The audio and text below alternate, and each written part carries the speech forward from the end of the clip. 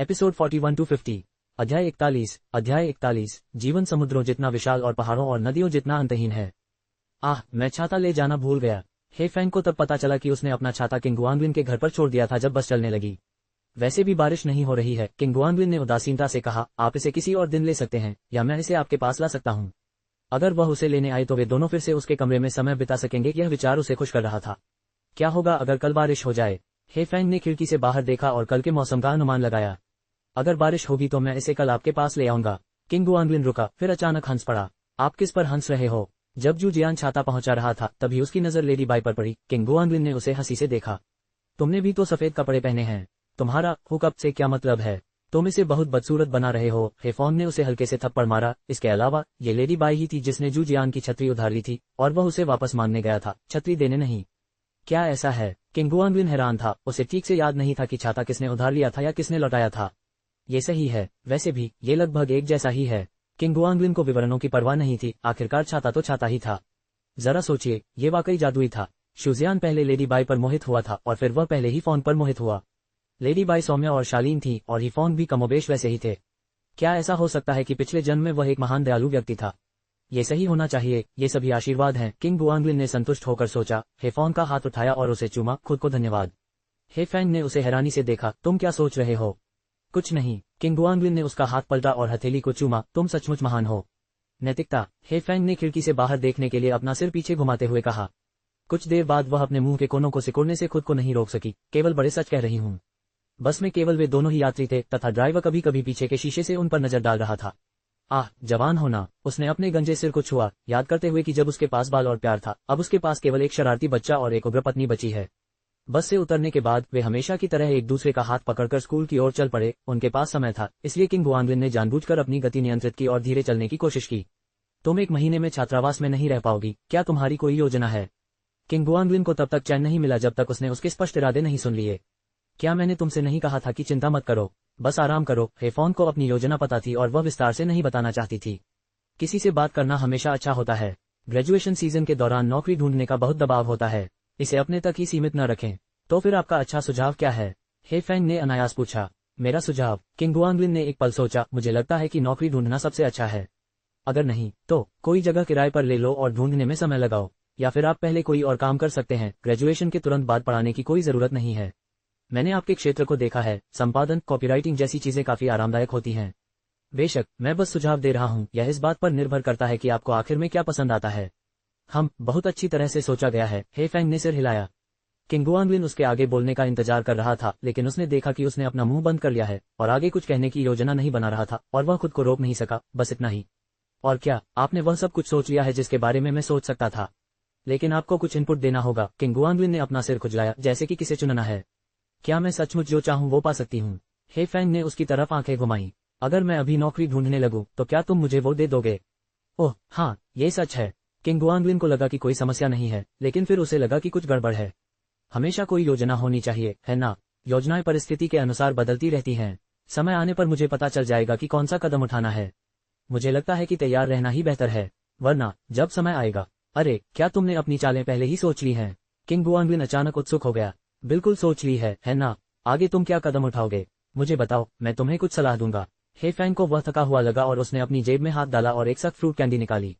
उसने उसे खोला और उसके मुंह में ठूंस दिया। जब तक तुम इसे खत्म नहीं कर लेते मुझसे बात मत करना।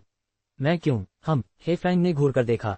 किंग गुआंगलिन ने अपनी जिज्ञासा पर काबू पाया और थोड़ा हैरान होकर आज्ञाकारी ढंग से अपना मुंह बंद कर लिया। वह उसके मुंह में कैंडी क्यों ठूंस रही थी? क्या इसलिए कि वह उसे बहुत बातूनी लगता था? जब तुम चुप रहती हो तो कितनी प्यारी लगती हो, हेफांग ने संतुष्ट मुस्कान के साथ कहा। ऐसी मत बनो, हर समय शिकायत मत करो।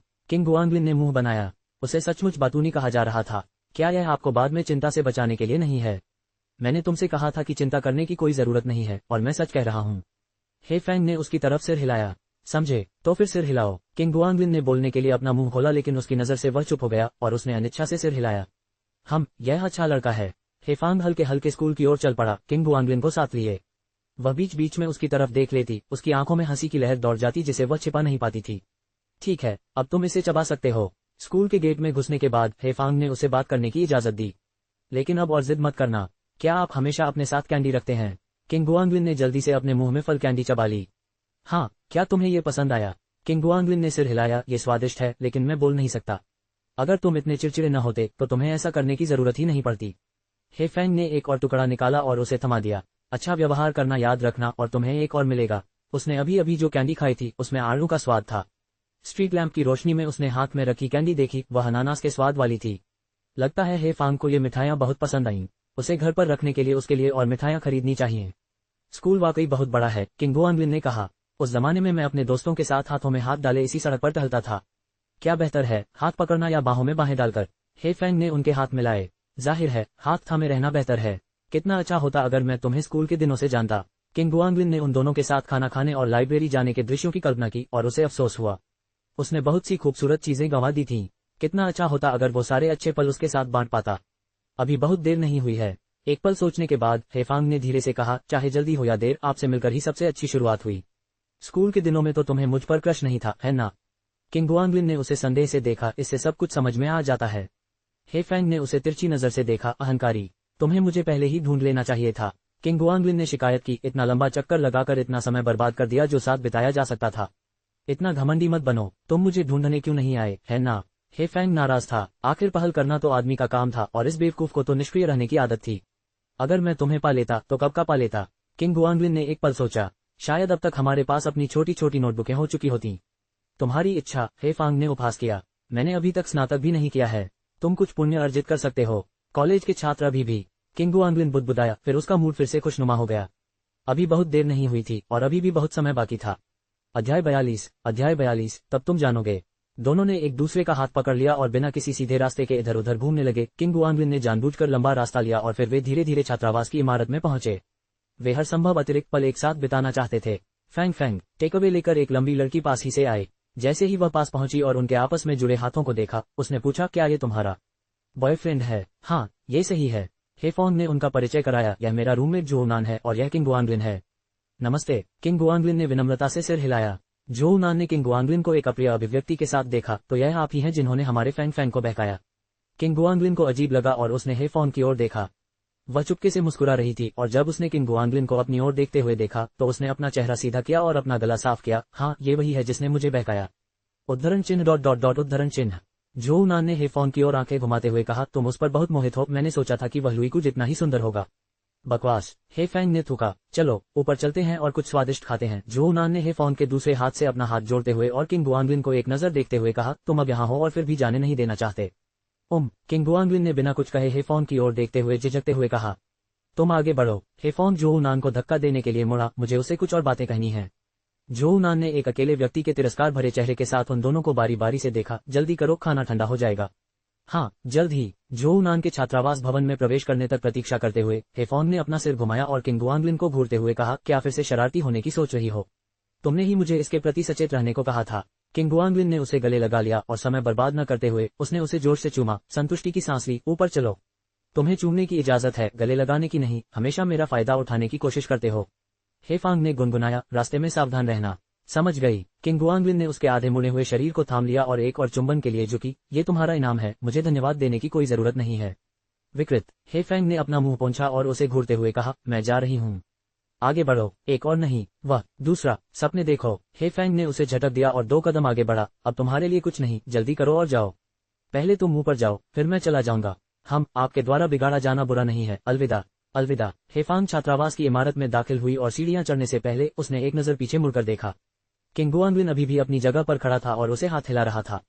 तभी वह मुड़ी और मुस्कुराते हुए ऊपर चली गई। यो यो यो यो यो यो। छात्रावास के कमरे का दरवाजा खोलते हुए जोनान और अन्य लोगों ने अतिशयोक्तिपूर्ण ढंग से चिढ़ाते हुए कहा, एक पर्याप्त नहीं है, उसे 2 की जरूरत है। तुम लोग। हेफैंग की आंखें चौड़ी हो गईं जब उसने कहा, अपनी आंखें अपने पास रखो। क्या तुम कन्फ्यूशियस के शब्दों को भूल गए हो? लेकिन इसके लिए उसे आपके साथ छूट लेनी होगी और ऐसा होने पर हम निश्चित रूप से अपनी आंखें ढक लेंगे। हेफोंग के नीचे वाले बंद से चेन यान ने छूट का एक अलग अर्थ बताया। अरे, जब आप हमें चुपचाप बैठे रहने दे रही थी तो वह आपके साथ आजादी कैसे ले सकता था? जोनान ने चिढ़ाते हुए हंसते हुए कहा। झांग मिंगमैंग ने अपनी भौहें हिलाईं। कोई आश्चर्य नहीं कि हाल ही में इतना बड़ा बदलाव आया है। ऐसा लगता है कि आप पहले से ही एक परिपक्व महिला बन गई हैं। उन्होंने जानबूझकर परिपक्व और महिला शब्दों पर जोर दिया। मैंने कसम खाई थी कि मैं कॉलेज में अपने 4 वर्षों के दौरान किसी के साथ डेटिंग नहीं करूंगी। चेनयान ने अपनी नाक चुटकी में दबाते हुए कहा। मुझे आश्चर्य है कि वह कौन था जिसने यह बात इतनी दृढ़ता से कही थी। अब देखो किसके चेहरे पर थप्पड़ पड़ रहा है। खट्टा मत बनो, मुझे लगता है कि वह लड़का लंबा और पतला है, वास्तव में काफी अच्छा है, कोई आश्चर्य नहीं कि वह हमारे फैंग को पागल कर सकता है। वो यूनियन खिड़की के सहारे झुक गया, नीचे का दृश्य देख रहा था। तुम ऊपर आ गए और अभी भी जाने का मन नहीं कर रहा है। तुम काफी देर तक वहीं खड़े ऊपर देखते रहे। तुम सब बस ईर्ष्या कर रहे हो। हे फैंग ने उसका बैग उसके बिस्तर पर फेंक दिया और दरवाजे से बाहर निकलने से पहले कोने से एक बड़ा बैंडेड उठा लिया। उसे शुरू में केवल एक की ही जरूरत थी, लेकिन वह बेवकूफ उसे पकड़कर इधर उधर दौड़ाने पर अड़ा रहा। अब उसे नया बदलना पड़ा क्योंकि वह उसे बहुत धक्का देता था। अरे अरे अरे, कोई आश्चर्य नहीं कि तुम आज रात वापस आ गए। ऐसा इसलिए है क्योंकि तुम्हारी चाची तुम्हें बाहर नहीं रहने देंगी। छात्रावास में लड़कियां फिर से हंसने लगीं। अरे, क्या तुम्हें लगता है कि वह तुम्हें पता है? चेन यान ने आंख मारी और गपशप में शामिल हो गया। बिल्कुल, वरना वह इतनी महत्वपूर्ण कैसे बन सकती है? झांग मिंग मैंग ने हंसते हुए कहा। हाँ, मुझे भी ऐसा ही लगता है। वो यूनियन ने सिर हिलाया। अगर उसके पीरियड्स नहीं होते तो वह निश्चित रूप से वांग सिक्विंग की तरह बाहर ही रहती और आज रात वापस नहीं आती। जब वह वापस आ जाए तो पूछ लेना, तुम्हें पता चल जाएगा। जो नान ने मसालेदार हॉट पॉट खाते हुए कहा। तुम लोगों ने कुछ भी अनुभव नहीं किया है, फिर भी तुम ऐसे व्यवहार करते हो जैसे तुम्हें सब कुछ पता है, जैसे कि तुम खुद भी हमेशा अकेले रहने वाले नहीं हो। चेन्यान ने झुंझलाहट में जवाब दिया और आह भरी, क्या तुम्हें लगता है कि हमारा छात्रावास अभिशप्त है या कुछ और? 4 साल हो गए हैं और हम में से केवल 2 ने ही डेटिंग शुरू की है। मुझे भी एक बॉयफ्रेंड चाहिए। गर्मी आ गई है लड़की, प्यार के लिए तड़पना बंद करो। जो नान ने मेज पर थपथपाया। तुम अपनी परीक्षा में फेल हो सकती हो, लेकिन पुरुष नहीं आएंगे। पुती पुती पुती, परीक्षा पास करो और एक आदमी पाओ। चेन यान बड़बड़ाया, काश मुझे पता होता तो मैं यह विषय नहीं चुनता। ये सब हास्यास्पद बेवकूफों से भरा है, एक भी व्यवहारिक वैज्ञानिक नहीं है। मेरी सुंदर महिला वसंत प्रेम के लिए तरस रही है, वसंत के दुख से ग्रस्त है। वुयुनियन ने अपना सिर हिलाया और चेन यान की ओर अपनी बाहें उठाई। ... जब हे फोंग वापस आया तो जो नान उदास भाव से छत की ओर देख रहा था, जबकि झांग मिंग मैंग वुयुनियन और चेन यान को खुशी से आगे पीछे जाते हुए देख रहा था। बस करो बस करो, हे फैंग ने जल्दी से बीच में कहा। क्या परीक्षाएं लगभग आ गई हैं? क्या तुम सबने पास होने की उम्मीद छोड़ दी है? आप हम बेचारे लोगों की पीड़ा नहीं समझते। ड्रामा क्वीन वुयुनियन ने आत्मदया की मुद्रा अपनाई, जिसमें पहली नजर में dream of the red chamber में पाई जाने वाली भावनाओं का स्पर्श था। पटुई, हे फैंग ने थूकते हुए कहा, ऐसा ही व्यवहार जारी रखो और मैं देखूंगा कि कौन तुमसे शादी करने की हिम्मत करता है। नाटक कर रही हो? चेन यान ने आंखें घुमाई। नाटक करती रहो। लड़कियों का ये छात्रावास गंदे राक्षसों से भरा था, विशेष रूप से वे 2 जो हमेशा अश्लील ऐतिहासिक कहानियां पढ़ते रहते थे। इतने गंदे कि उन्हें देखना मुश्किल था। हे फैंग ने निराशा में आह भरी। 6 मंत्रालय, कार्मिक, राजस्व, अनुष्ठान, युद्ध, न्याय, कार्य। जो नान ने उत्साहित होकर कहा। 6 कलाएं, संगीत, तीरंदाजी, रथ चलाना, सुलेख, गणित, संस्कार। हे फैंग ने आगे कहा। 6 बूढ़ी महिलाएं, दियासलाई बनाने वाली, चुड़ैल, दांत निकालने वाली, भिखारी, औषधि विक्रेता, दाया। जो नान ने हंसते हुए कहा। 6 अनाज, चावल, बाजरा, सेम, गेहूं, झाड़ू और ज्वार। 1 निबले, 1 खुशी, 1 कीच, 1 दिल का दर्द। चेन यान ने वुयुनियन के साथ मजाक जारी रखा। 7 भावनाएं, खुशी, क्रोध, दुख, भय, प्रेम, घृणा, इच्छा। 7 राज्य, किन, यान, हान, झाओ, चू, वेई, क्यूई। जियानान में हेप्टाकोडियम, चेनलिन, जूगान, कोंगरोंग। हेफोंग लगातार बोलती रही। बांस के बाग के 7 ऋषि, जियांग शियू, लियुलिंग, जीकांग। जो नान ने अपनी थोड़ी की ओर इशारा किया और बोली, ठीक है, हम आत्मसमर्पण करते हैं। हमने आज के लिए बहुत कुछ पढ़ लिया है, बस करो। चेन यान और वुयुनियन अब और बर्दाश्त नहीं कर सके। हमने दिन भर में बहुत कुछ याद कर लिया है, हम और कुछ नहीं सुनना चाहते, बस करो। अच्छी तरह से पढ़ाई करो। अगर तुम स्नातक करने में असफल रही तो मैं देखना चाहूंगी कि तुम्हें अपना आदर्श साथी कहाँ मिलेगा। हेफोंग ने आगे नहीं कहा, बल्कि मसालेदार गर्म बर्तन से एक मीट बॉल उठाया और उसे अपने मुंह में डाल लिया और खुशी से अपनी आंखें बंद करके उसका स्वाद लेने लगी। अगर हालात और भी बदतर हो गए तो मैं अपना जीवन यूनियन के साथ बिताऊंगी। चेन यान ने अपनी उंगली से वुयुनियन की ठुड्डी उठाते हुए चिढ़ाते हुए कहा। ठीक है, हाँ, हम अपना जीवन एक साथ बिताएंगे। वुयुनियन गर्व से मुस्कुराया। हम कुछ बदबूदार पुरुषों के लिए सस्ते नहीं बनेंगे। 7 राज्य, हे फैंग ने धमकी दी और दोनों जल्दी से अलग हो गए। जब समय आएगा तो तुम्हें बदबूदार पुरुषों की कीमत का एहसास होगा। हे फैंग ने उन्हें देखा और फिर कुछ सोचते हुए उसका चेहरा अचानक लाल हो गया। सर, मेरे गाल खट्टेपन से दुख रहे हैं। चेन यान ने अपने हाथों को चेहरे पर रखकर विनती की। बहन, मेरी प्यारी बहन, कृपया बात करना बंद करो। तुम सचमुच दुष्ट हो गई हो। जो नान ने विलाप किया। लड़की सचमुच एक महिला में बदल गई है। अध्याय 43। कुछ चीजें स्वयं सीखी जा सकती हैं। किंगुआंगलिन कुछ देर नीचे खड़ा रहा, अंदाजा लगा रहा था कि हेफांग किस मंजिल पर रहता होगा। बेशक उसे समझ नहीं आया और उसे एहसास हुआ कि वह लड़कियों के छात्रावास की इमारत को देख रहा है। उसने जल्दी से अपना सिर नीचे किया और जाने के लिए मुड़ा। क्या परफेक्ट 520 था? ऐसा लग रहा था जैसे कुछ छूट गया हो। फूलों का गुच्छा। अगली बार वह 2 गुच्छों के साथ उसकी भरपाई करेगा। वह बस स्टॉप तक गया, वापस बस पकड़ी और जैसे ही किंगुआंगलिन दरवाजे से अंदर आया, उसने देखा कि किन की माँ अभी भी सोफे पर बैठी है। उसकी आवाज सुनकर उसने टीवी बंद कर दिया और उसकी तरफ देखा। क्या आप वापस आ रहे हैं? हाँ, तुम सो क्यों नहीं रहे हो? किन की माँ ने सोफे पर थपथपाते हुए कहा। यहाँ बैठो। क्या हुआ? किंगुआंगलिन जैसा कहा गया था वैसा ही बैठ गया और किन की माँ का गंभीर चेहरा देखकर वह पूछे बिना नहीं रह सका। क्या हुआ? तुम, खांसी। किन की माँ ने अपना गला साफ किया। हे फैंग, वो हम किंग गुआंगलिन ने भौहें चढ़ाई। हे फोन के बारे में क्या? किन की मां गंभीर दिखी और एक पल के लिए सोचा, तुम दोनों ने कितनी तरक्की कर ली है। खांसी। उन्होंने फिर से गला साफ किया। कितनी तरक्की? उसने उन नौजवानों के मामलों में दखल देने की योजना नहीं बनाई थी, लेकिन इस समस्याजनक चलन को देखते हुए दोनों दिन भर देर रात तक कमरे में बंद रहे। उसे समझ नहीं आ रहा था कि वे अंदर क्या कर रहे हैं और वह चुपचाप नहीं बैठ सकती थी। उसे इस बारे में बात करनी ही थी ताकि वह लड़का कोई गलती न कर बैठे। हम कितनी दूर तक आगे बढ़ चुके हैं? किंग गुआंगलिन का चेहरा लाल हो गया। बस उतना ही जितना तुमने देखा। तुम शर्मा क्यों रहे हो? किन की मां के चेहरे के भाव और भी गंभीर हो गए और उन्होंने किंग गुआंगलिन को घूरा। क्या तुमने उसके साथ कुछ किया है? मैं क्या कर सकता था?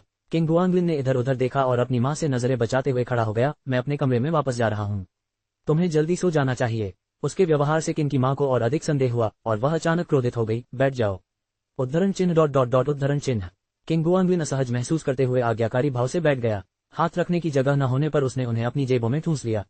तुम हमेशा परेशानी ही पैदा करते हो। थप्पड़ थप्पड़। किंग की मां उसके व्यवहार से क्रोधित होकर उसकी पीठ पर 2 बार थप्पड़ मारते हुए बोली, वह अभी भी स्कूल में है। क्या मैंने तुमसे इस बारे में बात नहीं की है? मैं बुरा आदमी क्यों हूँ? किंग गुआंगलिन ने अपनी गर्दन सिकोड़ ली और मुंह बनाते हुए कहा, हिलने की हिम्मत नहीं हुई, बकवास मत करो। किंग की मां बहुत गुस्से में थी। उस रात हे फोन से बात करने के बाद उसे वह लड़की और भी ज्यादा पसंद आ गई। काबिल और समझदार, साथ ही एकल अभिभावक परिवार से, बिल्कुल अकेली और लुओ शहर में पढ़ाई कर रही। अगर दोनों साथ रह पाते तो बहुत अच्छा होता, लेकिन ये लड़का उसे ऐसे कैसे बर्बाद कर सकता है? ये तो बहुत ही अपमानजनक है। यदि उसने सचमुच ऐसा किया है तो ये बच्चा पूरी तरह से अनैतिक होगा। किंग की मां की शत्रुतापूर्ण निगाहों को देखकर किंग गुआंगलिन ने जल्दी से समझाया, हमने कुछ नहीं किया, बस गले मिले। क्या तुम मुझे मूर्ख समझते हो? किंग की मां का गुस्सा और बढ़ गया और उसने उसे फिर से थप्पड़ मारा। तुम दोनों पूरे दिन गले मिलते रहे और कुछ नहीं किया। कुछ नहीं, किंग गुआंगलिन ने कठोरता से तर्क दिया। सचमुच? किंग की मां को संदेह हुआ, बच्चा शायद ही कभी झूठ बोलता था। वास्तव में? ठीक से काम लो। किंग की मां का गुस्सा थोड़ा कम हुआ। सिर्फ गले मिलने के लिए देर रात तक इधर उधर घूम रहे हो। हम और क्या कर सकते थे? किंग गुआंगलिन ने शिकायत की। हालांकि उन्होंने चुंबन भी किया था, जिसे स्वीकार करना शर्मनाक था। और क्या हो सकता है? अगर मुझे कुछ और करना है तो मुझे पहले किंग की मां की इजाजत लेनी होगी, वरना हे फांग को पहले उसे डांटना पड़ेगा। किंग की मां थोड़ी शर्मिंदा हुई। उन्होंने सचमुच बहुत ज्यादा सोच लिया था। उस बेवकूफ की मंशा भले ही ऐसी हो, पर हिम्मत नहीं थी। वो तो लिविंग रूम में बैठी थी, वो क्या कर सकता था? क्या ये सचमुच एक आलिंगन था? सचमुच? किंग गुआंगलिन ने धीरे से कहा। इसमें सवाल करने की क्या बात थी? तो फिर जब मैं पानी पीने बाहर आई तो तुम दोनों क्यों शर्मा रहे थे? किंग की मां ने कुछ और सोचा और महसूस किया कि यह इतना आसान नहीं था। ये तो बस सोफे पर एक आलिंगन था। किंग गुआंगलिन अपनी बेगुनाही का बचाव करता रहा। तुम बिल्कुल ईमानदार नहीं थे और उसके साथ छेड़छाड़ कर रहे थे। किंग की मां ने उसे घूरा। उसे यकीन था कि आज्ञाकारी हे फोन उसका विरोध नहीं कर पाएगा। यह आदमी बहुत बुरा है। गले लगना बेईमानी कैसे है? वह मेरी गर्लफ्रेंड है और मैं उससे शादी करने जा रहा हूँ। उससे शादी करने के लिए तुम्हें उसके साथ अच्छा व्यवहार करना होगा। उसे धमकाना कैसे ठीक है? किंग की मां ने छेड़छाड़ को धमकाना समझा। ठीक है, मैं उसे तंग नहीं करूंगा। किंग गुआंगलिन ने अनिच्छा से कहा। अगर यह आगे भी चलता रहा तो उसे बदमाश करार दे दिया जाएगा, लेकिन असल में पहल तो दोनों ही कर रहे थे और वह अपनी इस हताशा को कैसे समझा सकता था? तुम दोनों अभी छोटे हो, वो मत करो जो तुम्हें नहीं करना चाहिए। किंग की मां ने उसे चेतावनी दी, अगर तुमने खिलवाड़ करने की हिम्मत की तो मैं तुम्हें पीटूंगी। वह चिंतित थी कि अगर किंग गुआंगलिन बहुत ज्यादा साहसी हुआ तो वह फोन पर बुरा प्रभाव छोड़ सकता है, जो उन दोनों में से किसी के लिए भी अच्छा नहीं होगा। मैं 24 साल का हो चुका हूँ। मैंने अपनी राशि के 2 साल भी पार कर लिए हैं। किंग गुआंगलिन ने अपनी जेब से एक फल वाली कैंडी निकाली और किंग की मां को देते हुए कहा, हे फैंग ने तुम्हें ये दिया है। हे फोन के साथ रहने से वास्तव में उसकी भावनात्मक बुद्धिमत्ता में सुधार हुआ था। क्या तुम मुझे बेवकूफ समझते हो? उसने मुझे खाने के लिए कैंडी दी थी। किंग की मां ने उस पर नजर डाली और उसे लिया भी नहीं। इसे अपने पास रखो। तो फिर मैं सोने जा रहा हूँ। किंग गुआंगलिन ने कैंडी छिपा दी। उसे खुद खाना ही बेहतर था, वह उसे वैसे भी बचाना चाहता था। हे फैंग को परेशान मत करो, वरना अगर मुझे पता चल गया तो मैं तुम्हें पीट पीट कर मार डालूंगी। किंग की मां ने उसे पीछे से चेतावनी देना जारी रखा। चिंता मत करो। किंग गुआंगलिन अपने कमरे में चला गया और दरवाजा बंद कर लिया। उसे धमकाना, आखिरकार उस पर हावी होना आसान नहीं था, तो उसे थोड़ा चिढ़ाने का मौका कैसे छोड़ सकता था? किंग की मां अभी भी उसके कमरे के दरवाजे को देखकर परेशान थी। आजकल के नौजवान, उनके जमाने में हाथ पकड़ने पर भी उन्हें देर तक शर्मिंदगी महसूस होती थी, और ये लड़का तो उन्हें कमरे में ही गले लगा लेता है, बिल्कुल बेशर्म। हे फोन के पहल करने की बात किंग की मां ने तो सोचा भी नहीं था। इतनी सुशील और विनम्र लड़की पहली बार घर आते ही शर्मीली थी, वो इस लड़के जैसी कैसे हो सकती है? जरूर उसने उसे जबरदस्ती कमरे में धकेला होगा। एक अच्छा रिश्ता, निश्चित रूप से इसे खराब नहीं करना चाहिए। किंग की मां ने खुद से कुछ कहा और लिविंग रूम की लाइट बंद कर दी और आराम करने के लिए अपने कमरे में लौट गई। हे फोन के लिए उसका स्नेह अवर्णनीय था, वह उसे दिल से चाहती थी, हर छोटी बड़ी बात से संतुष्ट थी। किंग की मां ने तो यहाँ तक सोचा था कि अगर कभी दोनों के बीच कोई अनबन हुई तो उसे औपचारिक बहू मानना बुरा नहीं होगा। काश वह लड़का ज्यादा होनहार होता और सचमुच परिवार का हिस्सा बन पाता। किंग गुआंगलिन थोड़ी देर के लिए लेट गया और शायद यह एक भ्रम था, लेकिन वह अभी भी अपने बिस्तर पर हे फोन की मीठी खुशबू सूंघ सकता था, बेहोश और मायावी जैसे कि वह अभी भी वहां थी।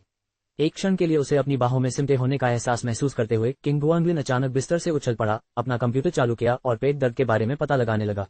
ब्राउन शुगर का पानी, हीटिंग पैड, वर्मावुड फुट सोक, मोक्सा थेरेपी, मालिश। उन्होंने जानकारी को ध्यान से पढ़ा और पाया कि सिफारिशें काफी हद तक दोहरावपूर्ण थीं और उनमें कभी कभी संदिग्ध लोक उपचार भी शामिल थे।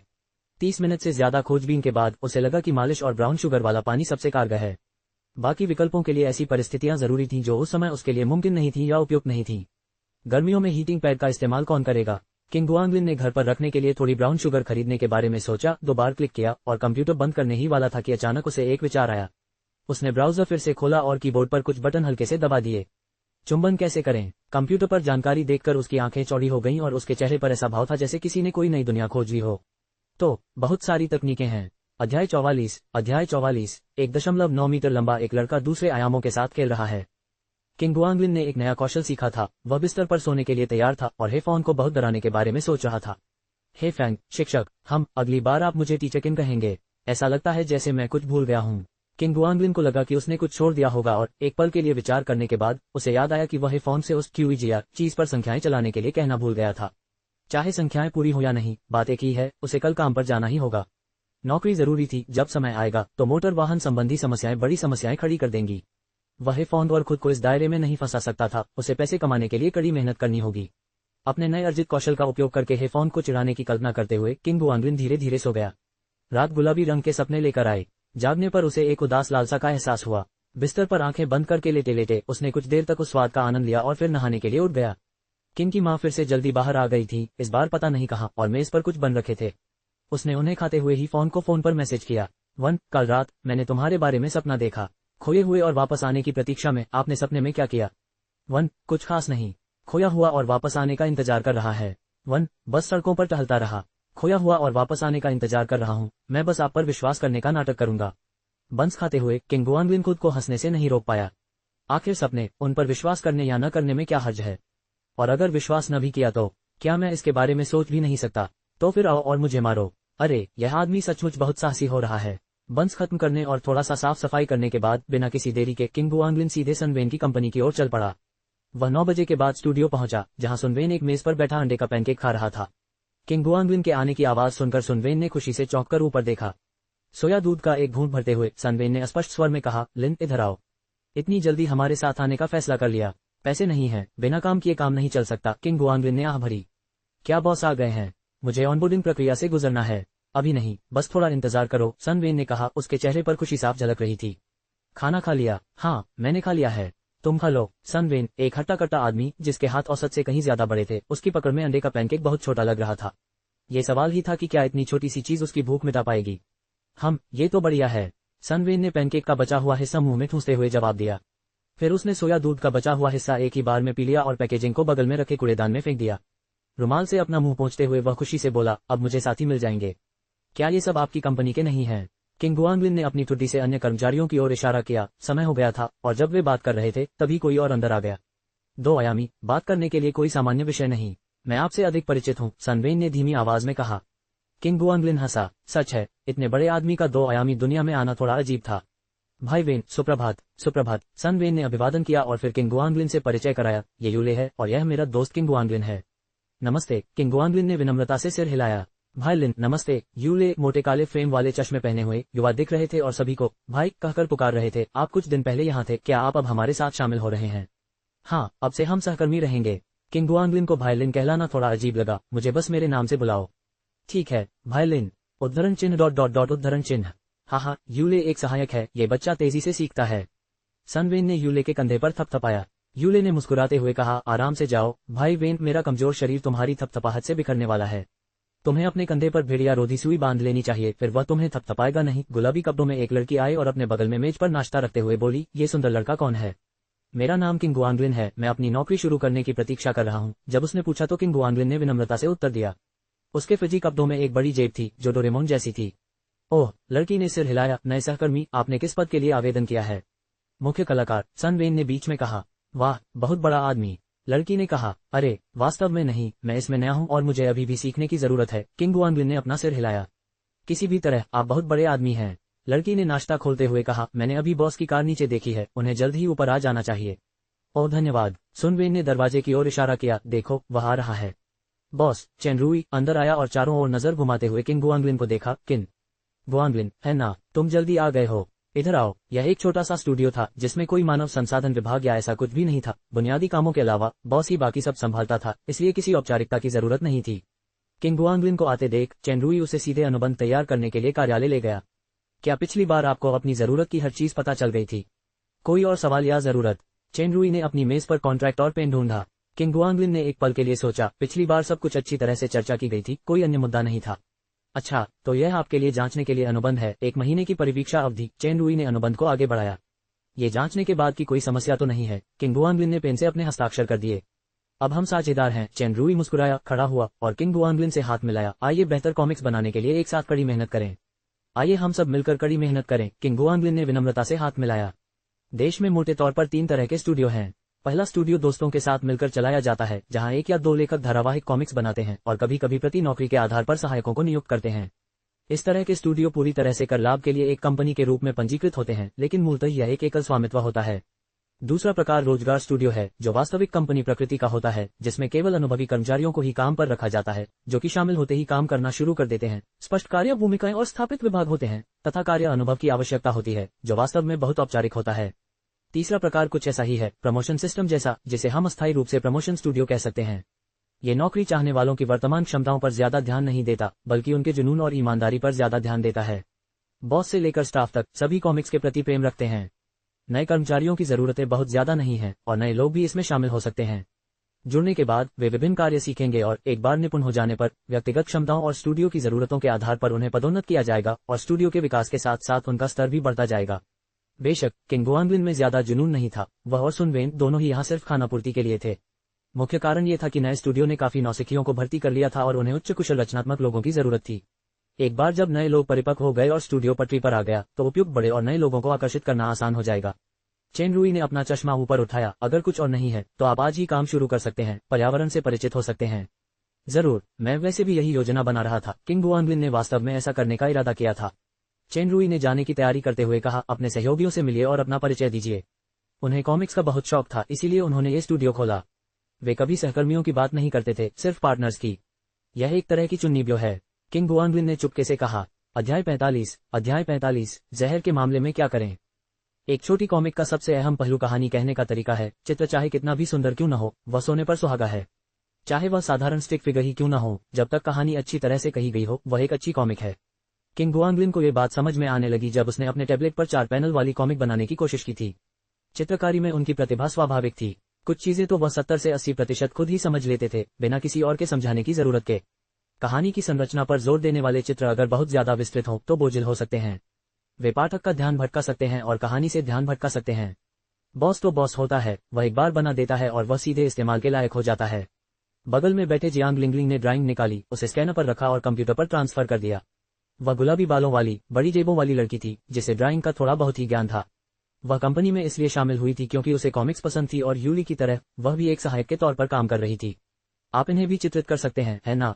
किंग गुआंगलिन को लगा कि यह बहुत सरल है। मैं कर सकता हूं, लेकिन तुम्हारी तरह जल्दी नहीं, और कभी कभी मुझे उन्हें संशोधित करना पड़ता है। जियांग लिंगलिंग ने उदाहरण के तौर पर मसौदे की ओर इशारा किया।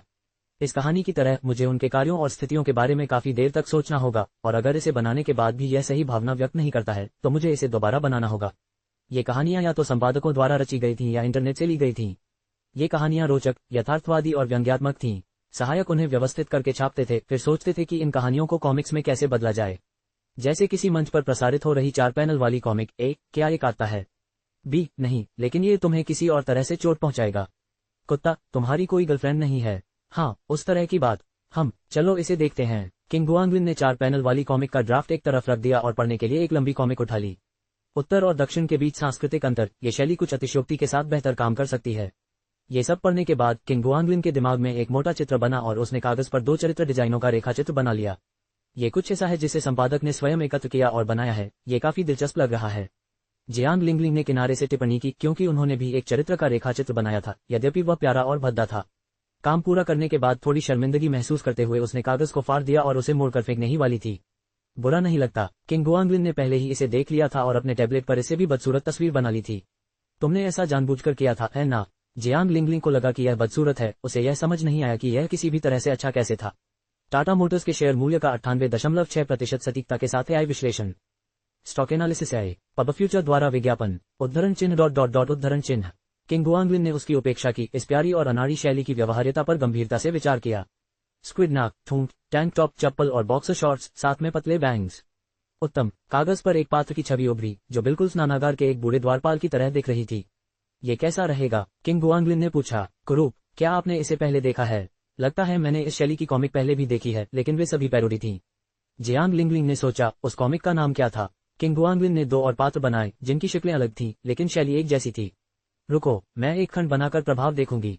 3 पात्रों को टेम्पलेट के रूप में उपयोग करते हुए किंग गुआंगविन ने कागज पर रेखाएं बनानी शुरू की। ये काम उनकी पिछली चित्रकारी शैली से बिल्कुल अलग था, सहज और सहज। आखिरकार कहानी तो थी ही। जब तक शैली और छवि तय हो जाती, उन्हें बस उसका अनुसरण करते हुए चित्रकारी करनी होती। यदि वह कोई गड़बड़ी भी करता तो भी कोई फर्क नहीं पड़ता। ये काम पर उसका पहला दिन था और वह आसानी से चित्र बनाकर और खेलकर हर चीज से परिचित हो सकता था। दोपहर होते होते सन वेन वहां आया। किंग गुआंगविन की मेज पर चित्र देखे, लार टपकने लगी और जोर जोर से खांसने लगा। तुम, खांसी खांसी खांसी, क्या खांसी खांसी? यह क्या है? क्या यह आदमी वास्तव में इतनी बदसूरत चीजें बना सकता है? वह अवश्य ही खिलवाड़ कर रहा होगा। ये कंपनी ऐसे युवाओं से भरी थी जो एनीमे संस्कृति की कॉमिक्स पसंद करते थे और हमेशा सौंदर्य की दृष्टि से सुंदर रचनाएं रचते थे। यहाँ तक कि उनकी 4 पैनल वाली कॉमिक्स भी पैरोडी शैली की नहीं, बल्कि न्यूनतम शैली की थीं। बस मनोरंजन के लिए, है ना दिलचस्प? किंग गुआंगविन ने अपनी कलम नीचे रख दी। उसे देखकर वह काफी संतुष्ट महसूस कर रहा था। उसे देखकर उसे खुशी हुई। ठीक है, इसे बंद करो। सन वेन ने हमेशा खूबसूरती से चित्र बनाने की बहुत कोशिश की थी और वह स्वाभाविक रूप से इस शैली के खिलाफ था। ठीक तो। किंग गुआंगविन ने समय देखा और अपनी कलम एक तरफ फेंक दी। दोपहर के भोजन का समय हो गया है। पब फ्यूचर द्वारा विज्ञापन। पब फ्यूचर विज्ञापन। हाँ, क्या हमें बाहर जाना चाहिए या घर पर ऑर्डर करना चाहिए? चलो बाहर चलते हैं। किंग गुआंगविन ने चारों ओर देखा। बाकी सभी लोग बाहर जा रहे थे, केवल 1 या 2 लोग अपनी मेज पर बिना हिले बैठे थे। यूले, चलो चलें, सन वेन ने पुकारा और किंग गुआंगविन और यूले को कंपनी के निकास द्वार की ओर ले गया। जगह दूर दराज थी, लेकिन दोपहर के समय भी वहां भीड़ थी। उन्हें 2 भरी हुई लिफ्टों का इंतजार करना पड़ा। फिर ऊपर किंग गुआंगविन ने अपना फोन निकालकर डूडिज़ू के कुछ राउंड खेले। उस पर अभी भी किसी को 1 लाख सेम देने का कर्ज था। तुम अब भी इसे खेलते हो? सुन वेन ने पूछा, क्योंकि उसे लगता था कि यह महिलाओं द्वारा पसंद किया जाने वाला खेल है। यह मजेदार है, किंग गुआंगविन ने उत्तर दिया और हेफोन द्वारा भेजे गए खाते के नाम और पासवर्ड से लॉगिन किया। हाँ, ये सुनने में तो मजेदार लगता है, इससे याददाश्त तेज होती है। यूले ने सहमति जताई। उसके फोन में भी डूडिज़ू था और वह उसे खेलने ही वाला था, लेकिन उसकी बैटरी लाइफ देखकर उसने दोबारा सोचा, अपनी याददाश्त का अभ्यास करें। सन वेन ने यूले की ओर देखा। हम, क्या आप कार्ड नहीं गिनते? किंग गुआंगविन ने ऐसे पूछा जैसे ये स्पष्ट हो। इस तरह के खेल में पत्ते कौन गिनता है? सन वेन ने अरुचि से कहा। अगर पत्ते गिनने का कोई औजार भी न होता तो भी उसे पत्ते याद रखने में बहुत आलस आता। अगर तुम पत्ते नहीं गिनोगे तो मकान मालिक के साथ खेलने का क्या मतलब है? इसमें कोई मजा नहीं है। किंग गुआंगविन ने ऊपर देखा और तिरस्कार से उसे आंका। जो लोग शारीरिक रूप से मजबूत थे, वे असल में दिमाग का इस्तेमाल करने में बहुत आलसी थे। यूले ने इस दृष्टिकोण से सहमति जताते हुए कहा, मकान मालिक बनने का मजा तो कार्ड गिनने में ही है। ऐसा सिर्फ इसलिए है क्योंकि आपके पास बहुत ज्यादा खाली समय है। सन वेन ने सिर हिलाया। मैं आप लोगों के साथ ठीक से नहीं घुल मिल पाता। ये सही है, बहुत अधिक खाली समय है। किंग गुआंगविन ने अपने खेल की शुरुआत खराब तरीके से की। उसे एक स्प्रिंग से चोट लगी और उसके पास अभी प्राप्त 3000 मुफ्त बीन्स में से केवल 1000 से थोड़ा अधिक ही बचा था। 1 लाख। लगे रहो, जब तक वह 1 लाख जीतता रहेगा अपने ससुर से मिल सकेगा। किसी के घर जाकर उसके माता पिता से मिलने के बारे में सोचकर किंग गुआंगविन के चेहरे पर अनायास ही मुस्कुराहट आ गई। मैंने आज तक किसी ऐसे व्यक्ति को नहीं देखा जो डूडिज़ू में हारकर भी स्क्रीन पर मुस्कुरा रहा हो। सन वेन ने भौहें चढ़ाईं। क्या तुम इतने दबाव में हो कि तुम्हें कोई समस्या हो गई है? नहीं, मैंने तो बस कुछ खुशी की बात सोची थी। किंग गुआंगविन ने अपना सिर उठाने की भी जहमत नहीं उठाई। वह बीन्स और ससुर के बीच के रिश्ते को समझाने में बहुत आलसी था। पब फ्यूचर विज्ञापन। लगभग 10 मिनट तक प्रतीक्षा करने के बाद लिफ्ट में अंततः कुछ जगह हो गई और वे तीनों एक साथ नीचे चले गए तथा सुनवेन को उन्हें पास के एक फास्ट फूड रेस्तरां में ले जाने दिया। जगह बहुत व्यस्त थी, बस कुछ ही सीटें बची थीं। अगर वे थोड़ी देर से आते तो शायद उन्हें टेबल नहीं मिलती। बत्तख के पैर वाला चावल। यूले ने अंदर आते ही आदेश दिया। वह मेनू से स्पष्ट रूप से परिचित था। तले हुए आलू, बैंगन और हरी मिर्च वाले चावल। किंग गुआंगविन ने दीवार पर लगे मेनू पर नजर डाली और अपना निर्णय लिया। सन वेन ने एक क्षण के लिए संकोच किया और भौहें चढ़ाते हुए कहा, चावल पर सिर्फ आलू के टुकड़े। क्या तुम वही नहीं हो जो कहते हो कि मांस नहीं तो आनंद नहीं? अब तुम शाकाहारी कैसे हो? किंग गुआंगविन ने भुगतान किया और अपना मील कार्ड लेकर खाली सीट पर बैठ गया। यार, मैं कंगाल हो गया हूँ। मुझे कम से कम 1 महीने तक तो बचत करनी ही होगी। सन वेन ने सिर हिलाया। कल मैंने खूब फिजूल खर्ची की। कल तुम अपनी गर्लफ्रेंड को कहाँ ले गए थे? किंग गुआंगविन को याद आया कि उसने ग्रुप चैट में तस्वीरें दिखाते हुए कुछ सीखने के बारे में सोचा था। और कहाँ जाऊंगा? मॉल। कमबख्त वैलेंटाइन डे। सन वेन उदास होकर बोला। एक डोन की ब्रांड का बैग कई हजार युआन का होता है। पता नहीं इसमें क्या खासियत है। किंग गुआंगलिन चौंका। वाह, तुमने तो सचमुच पूरी ताकत लगा दी। मैं बहुत दिनों से इसके बारे में बात कर रहा था, मुझे इसे खरीदना ही था। सुनवेन को अभी 1000 युआन की कीमत का दुख था। तुम्हारा क्या हाल है? क्या तुमने कल अपनी गर्लफ्रेंड के साथ नहीं बिताया? हम साथ थे, लेकिन हम मॉल नहीं गए। तुमने उसे जरूर कोई तोहफा दिया होगा। तुमने उसे क्या दिया और उसकी कीमत कितनी थी? सनवेन को लगा कि यह बच्चा जरूर बहुत अमीर होगा और वह खुद को बेहतर महसूस करने के लिए कुछ तुलना करना चाहता था। एक हेयर टाई। किंग गुआंगलिन को शर्मिंदगी महसूस हुई। उसका तोहफा सनवेन के तोहफे के सामने कुछ भी नहीं था। सिर्फ 10 युआन। उद्धरण चिन्ह डॉट डॉट डॉट उद्धरण चिन्ह। सुनवेन उसकी ओर देखते हुए चुप हो गया। किंग गुआंगलिन ने एक पल सोचा और स्पष्टीकरण देते हुए कहा, मैंने तोहफों के बारे में सोचा ही नहीं था। ये तो बस एक दिखावा था, मुझे निश्चित रूप से कुछ अच्छा करके इसकी भरपाई करनी होगी। अजीब आदमी है, तुझे गर्लफ्रेंड कैसे मिल गई? सनवेन ने शक से देखा। तुम्हें कम से कम यवेस सेंट लॉरेंट जैसा कुछ तो देना चाहिए था, है ना? यह क्या है? किंग गुआंगलिन को कुछ समझ नहीं आया। लिपस्टिक। सनवेन ने उसे तिरस्कार से देखा। बेवकूफ सीधे सादे लड़के, उसे अंदाजा भी नहीं था कि वे कैसे रिश्ते में आ गए। यूले चुपचाप एक तरफ बैठा अपने फोन से खेल रहा था। अकेला कुत्ता होने के नाते उसे अपनी सुरक्षा करनी थी। ये बोलने का समय नहीं था। ओह, किंग गुआंगलिन ने एक पल सोचा। हे फैंग ने लिपस्टिक नहीं लगाई थी, बस थोड़ा सा लिप बाम लगाया था। उसके होंठ बिना लिपस्टिक के ही लाल हो गए थे, इसलिए उसे लिपस्टिक देने की कोई जरूरत नहीं थी। अगर उसने लगा भी लिया तो वह उसे खा ही लेगा। क्या होगा अगर उसे जहर दे दिया गया हो? अध्याय 46। मेपल के पत्ते अभी लाल नहीं हुए हैं, लेकिन व्यक्ति पहले ही लौट आया है। इसके बाद के समय में किंग गुआंगलिन लगातार इस बात पर विचार कर रहा था कि किस तरह का उपहार दिया जाए। शुरू में उसने इसके बारे में ज्यादा परवाह नहीं की थी, लेकिन संदर्भ बिंदु के रूप में सनवेन के साथ उसे अपने विकल्पों पर गंभीरता से विचार करना पड़ा।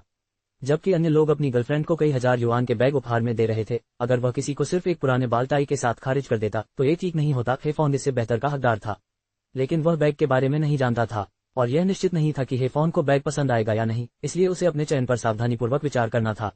रात के खाने के बाद जब वह कंपनी में वापस आया और बिना किसी नींद के लेट गया, तो किंग गुआंगलिन ने कंपनी के कुछ पुराने कार्यों को देखने के लिए उठा लिया। डीप ग्रुप की रचनाओं में केवल एक जोशीली कॉमिक और एक रोमांस कहानी थी। दोनों अभी भी जारी हैं और सप्ताह में 2 बार अपडेट की जाती हैं। बॉस ने रूपरेखा तैयार की, सुनवेन ने रंग रोगन किया और किंग गुआंगलिन फिलहाल इन 2 मुख्य परियोजनाओं पर काम करने में असमर्थ थे। साक्षात्कार के दौरान चेन रूई ने संकेत दिया कि वे परिवीक्षा अवधि के बाद इन परियोजनाओं को उन्हें सौंपने पर विचार करेंगे। रोमांस कहानी, ये दिलचस्प हो सकती है। किंग गुआंगलिन ने धारावाहिक कॉमिक का ध्यानपूर्वक अध्ययन किया और इस पर ध्यान केंद्रित करने का फैसला किया। उम्मीद है कि जैसे ही उसकी परिवीक्षा समाप्त होगी वह इस परियोजना में शामिल हो जाएगा। बॉस, ये ड्राइंग शैली बहुत मजेदार लग रही है, जियांग लिंगलिंग ने कहा और उसने किंग गुआंगलिन द्वारा बनाई गई प्यारी कॉमिक को पकड़ा। यदि आपको ये पसंद है तो बस इसी शैली में स्वयं चित्र बनाते रहिए। किंग गुआंगलिन अब बदसूरत चीजें बनाने की योजना नहीं बना रहा था, बल्कि सुंदर कलाकृतियां बनाने पर ध्यान केंद्रित कर रहा था। उस रोमांस कहानी के लिए कड़ी मेहनत कर रहा था। और ठीक है, मैं इसे बाद में आजमाऊंगी। जियांग लिंगलिंग को जैसे जैसे ये देखने में और भी दिलचस्प लगने लगा, फिर उसने इसे अपने डेस्क पर करीने से रख दिया और अपने फोन से इसकी कुछ तस्वीरें खींच लीं। जब किंग गुआंगलिन ने शटर की आवाज सुनी तो उसने अपना सिर घुमाया और उलझन में पूछा, अप्रकाशित कार्य की तस्वीर लेना और उसे सहेजना मना है? क्या ये कंपनी का नियम नहीं है? आज सुबह जब उन्होंने अनुबंध पर हस्ताक्षर किए तो उन्होंने सभी सूचनाएं पढ़ ली थीं और उन्हें अभी भी अच्छी तरह याद थी। गोपनीयता समझौते में पहली बात यही थी। आह, मैं तो भूल ही गई। जियांग लिंगलिंग ने अपनी गर्दन सिकोड़ ली और जीभ बाहर निकाली। मैं इसे अभी डिलीट कर दूंगी। किंग गुआंगलिन ने यूं ही पूछा था और रिपोर्ट दर्ज कराने का उसका कोई इरादा नहीं था। थोड़ी देर बाद थोड़ा उबकर उसने अपने होने वाले ससुर से मिलने की तलाश जारी रखने के लिए फिर से फोन उठाया। समय उड़ता गया और जल्द ही काम फिर से शुरू करने का समय आ गया। किंग गुआंगलिन लगातार जीत की ओर बढ़ रहा था और खूब फलियां बटोर रहा था। उसकी फलियों की संख्या 10,000 से भी ज्यादा हो गई। उसके बड़े काम का 10वां हिस्सा पूरा हो गया था और उसने संतुष्टि के साथ अपना फोन रख दिया। कार्यस्थल पर एक नए व्यक्ति के रूप में किंग गुआंगलिन ने अभी तक आराम करना नहीं सीखा था। उसने दोपहर का समय अपने ड्राफ्ट पर लगन से काम करते हुए बिताया, जो हालांकि उच्चतम गुणवत्ता के नहीं थे, फिर भी ठीक ठाक थे। उसने वह विषय वस्तु लगभग पूरी कर ली थी जिसे पूरा करने में आमतौर पर दिन खत्म होने से पहले 2 दिन लग जाते थे। जियांग लिंगलिंग, जिसे चित्रकारी का बस बुनियादी ज्ञान था, कुछ स्तब्ध सा देखता रहा। क्या यही किसी बड़े आदमी की ताकत थी? इस हद तक भयानक। इन ढीले ड्राफ्ट्स को उच्च गुणवत्ता की आवश्यकता नहीं थी और पूरा होने के बाद इन्हें बेतरतीब ढंग से प्लेटफॉर्म पर पोस्ट कर दिया जाता था, जिससे शायद ही कोई मुनाफा होता था। इनका मुख्य उद्देश्य कंपनी की दृश्यता बढ़ाना था। किंग गुआंगलिन को इस प्रदर्शन से पैसा कमाने की उम्मीद नहीं थी और उन्होंने इसे केवल अभ्यास के तौर पर देखा।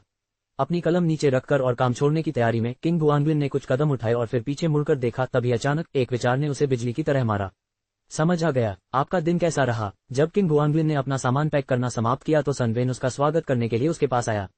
वे वास्तव में एक ही कमरे में थे और सनवेन कभी कभी अपने पैरों को फैलाने के लिए उठ खड़ा होता था, हमेशा किंग गुआंगलिन की जांच करने के लिए टहलता था। इस बात से चिंतित था कि शायद वह उस वातावरण का आदी नहीं है। ये काफी अच्छा था। किंग गुआंगलिन मुस्कुराया। लैंडस्केप वगैरह चित्रित करने की तुलना में कहीं अधिक आरामदायक। इसमें कोई तुलना नहीं है। सनबेन ने बाहर जाते समय अपना हाथ उसके कंधे पर रखा। जब तुम स्थायी हो जाओगे और मेरी तरह चित्र बनाना शुरू कर दोगे तो तुम्हें और अधिक गंभीर होना पड़ेगा। तो बेहतर होगा कि मैं जल्दी से इसकी आदत डाल लूं। वे दोनों एक साथ लिफ्ट से नीचे उतरे और यूले ने उन्हें पुकारा, भाई वेन, भाई लिन, मैं सबसे पहले जा रहा हूं। कल मिलते हैं, अपना ध्यान रखना। वह बच्चा यूफेई का चचेरा भाई है। उसने कभी चित्रकारी नहीं सीखी। उसे कॉमिक्स इतनी पसंद है कि उसने यूफेई से पूछा कि क्या मैं उसका मार्गदर्शन कर सकता हूं। सुनवेन ने किंग गुआनग्लिन को समझाया।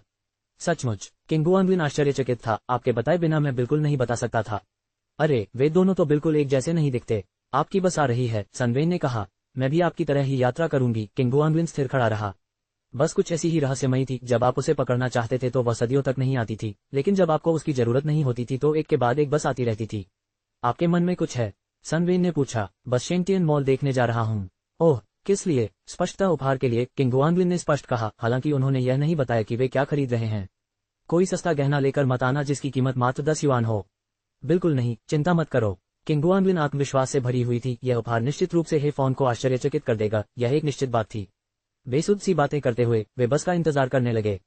बस में चढ़ते ही सनवेन अपनी प्रेमिका को फोन पर मैसेज कर रहा था, जबकि किंग गुआनग्लिन ने अपना फोन चेक करने से खुद को रोका ताकि बाद में हे फॉन को सरप्राइज दे सके। क्या उसे उसकी क्षतिपूर्ति के लिए फूलों का गुलदस्ता खरीदना चाहिए? उसने इस बारे में सोचा और महसूस किया कि यह बहुत अधिक ध्यान आकर्षित करने वाला होगा। बेहतर होगा कि इस विचार को त्याग दिया जाए और अगली छुट्टियों में उसे दोगुना उपहार दिया जाए। जाने का समय हो गया है। शेंगटियन स्क्वायर पर पहुंचकर किंग गुआनग्लिन ने सनवेन को विदाई दी, क्योंकि वह जहाज से उतर चुके थे। घर पहुंचने से पहले सनवेन को अभी भी लगभग 10 और पड़ावों पर रुकना था। किंग गुआनग्लिन सीधे मॉल में फाउंटेन पेन विभाग में चले गए और विभिन्न शैलियों के पेनों को बड़ी ही बारीकी से देखने लगे। चाहे उपन्यासकार हो या शिक्षक, हे फॉन कलम के बिना नहीं रह सकते थे। ये सचमुच एक उत्तम उपहार था।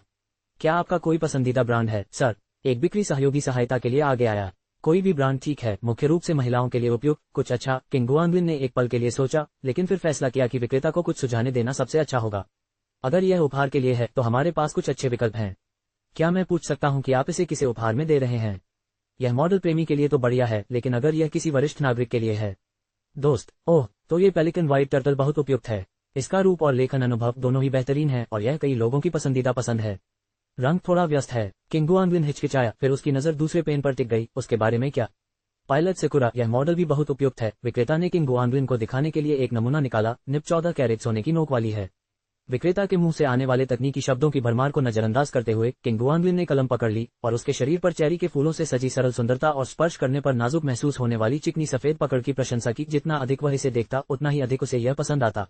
इस पेन का एक और प्रकार है पायलट मेपल लीफ। पैटर्न को मेपल लीफ में बदलने के अलावा बाकी सब कुछ बिल्कुल वैसा ही है।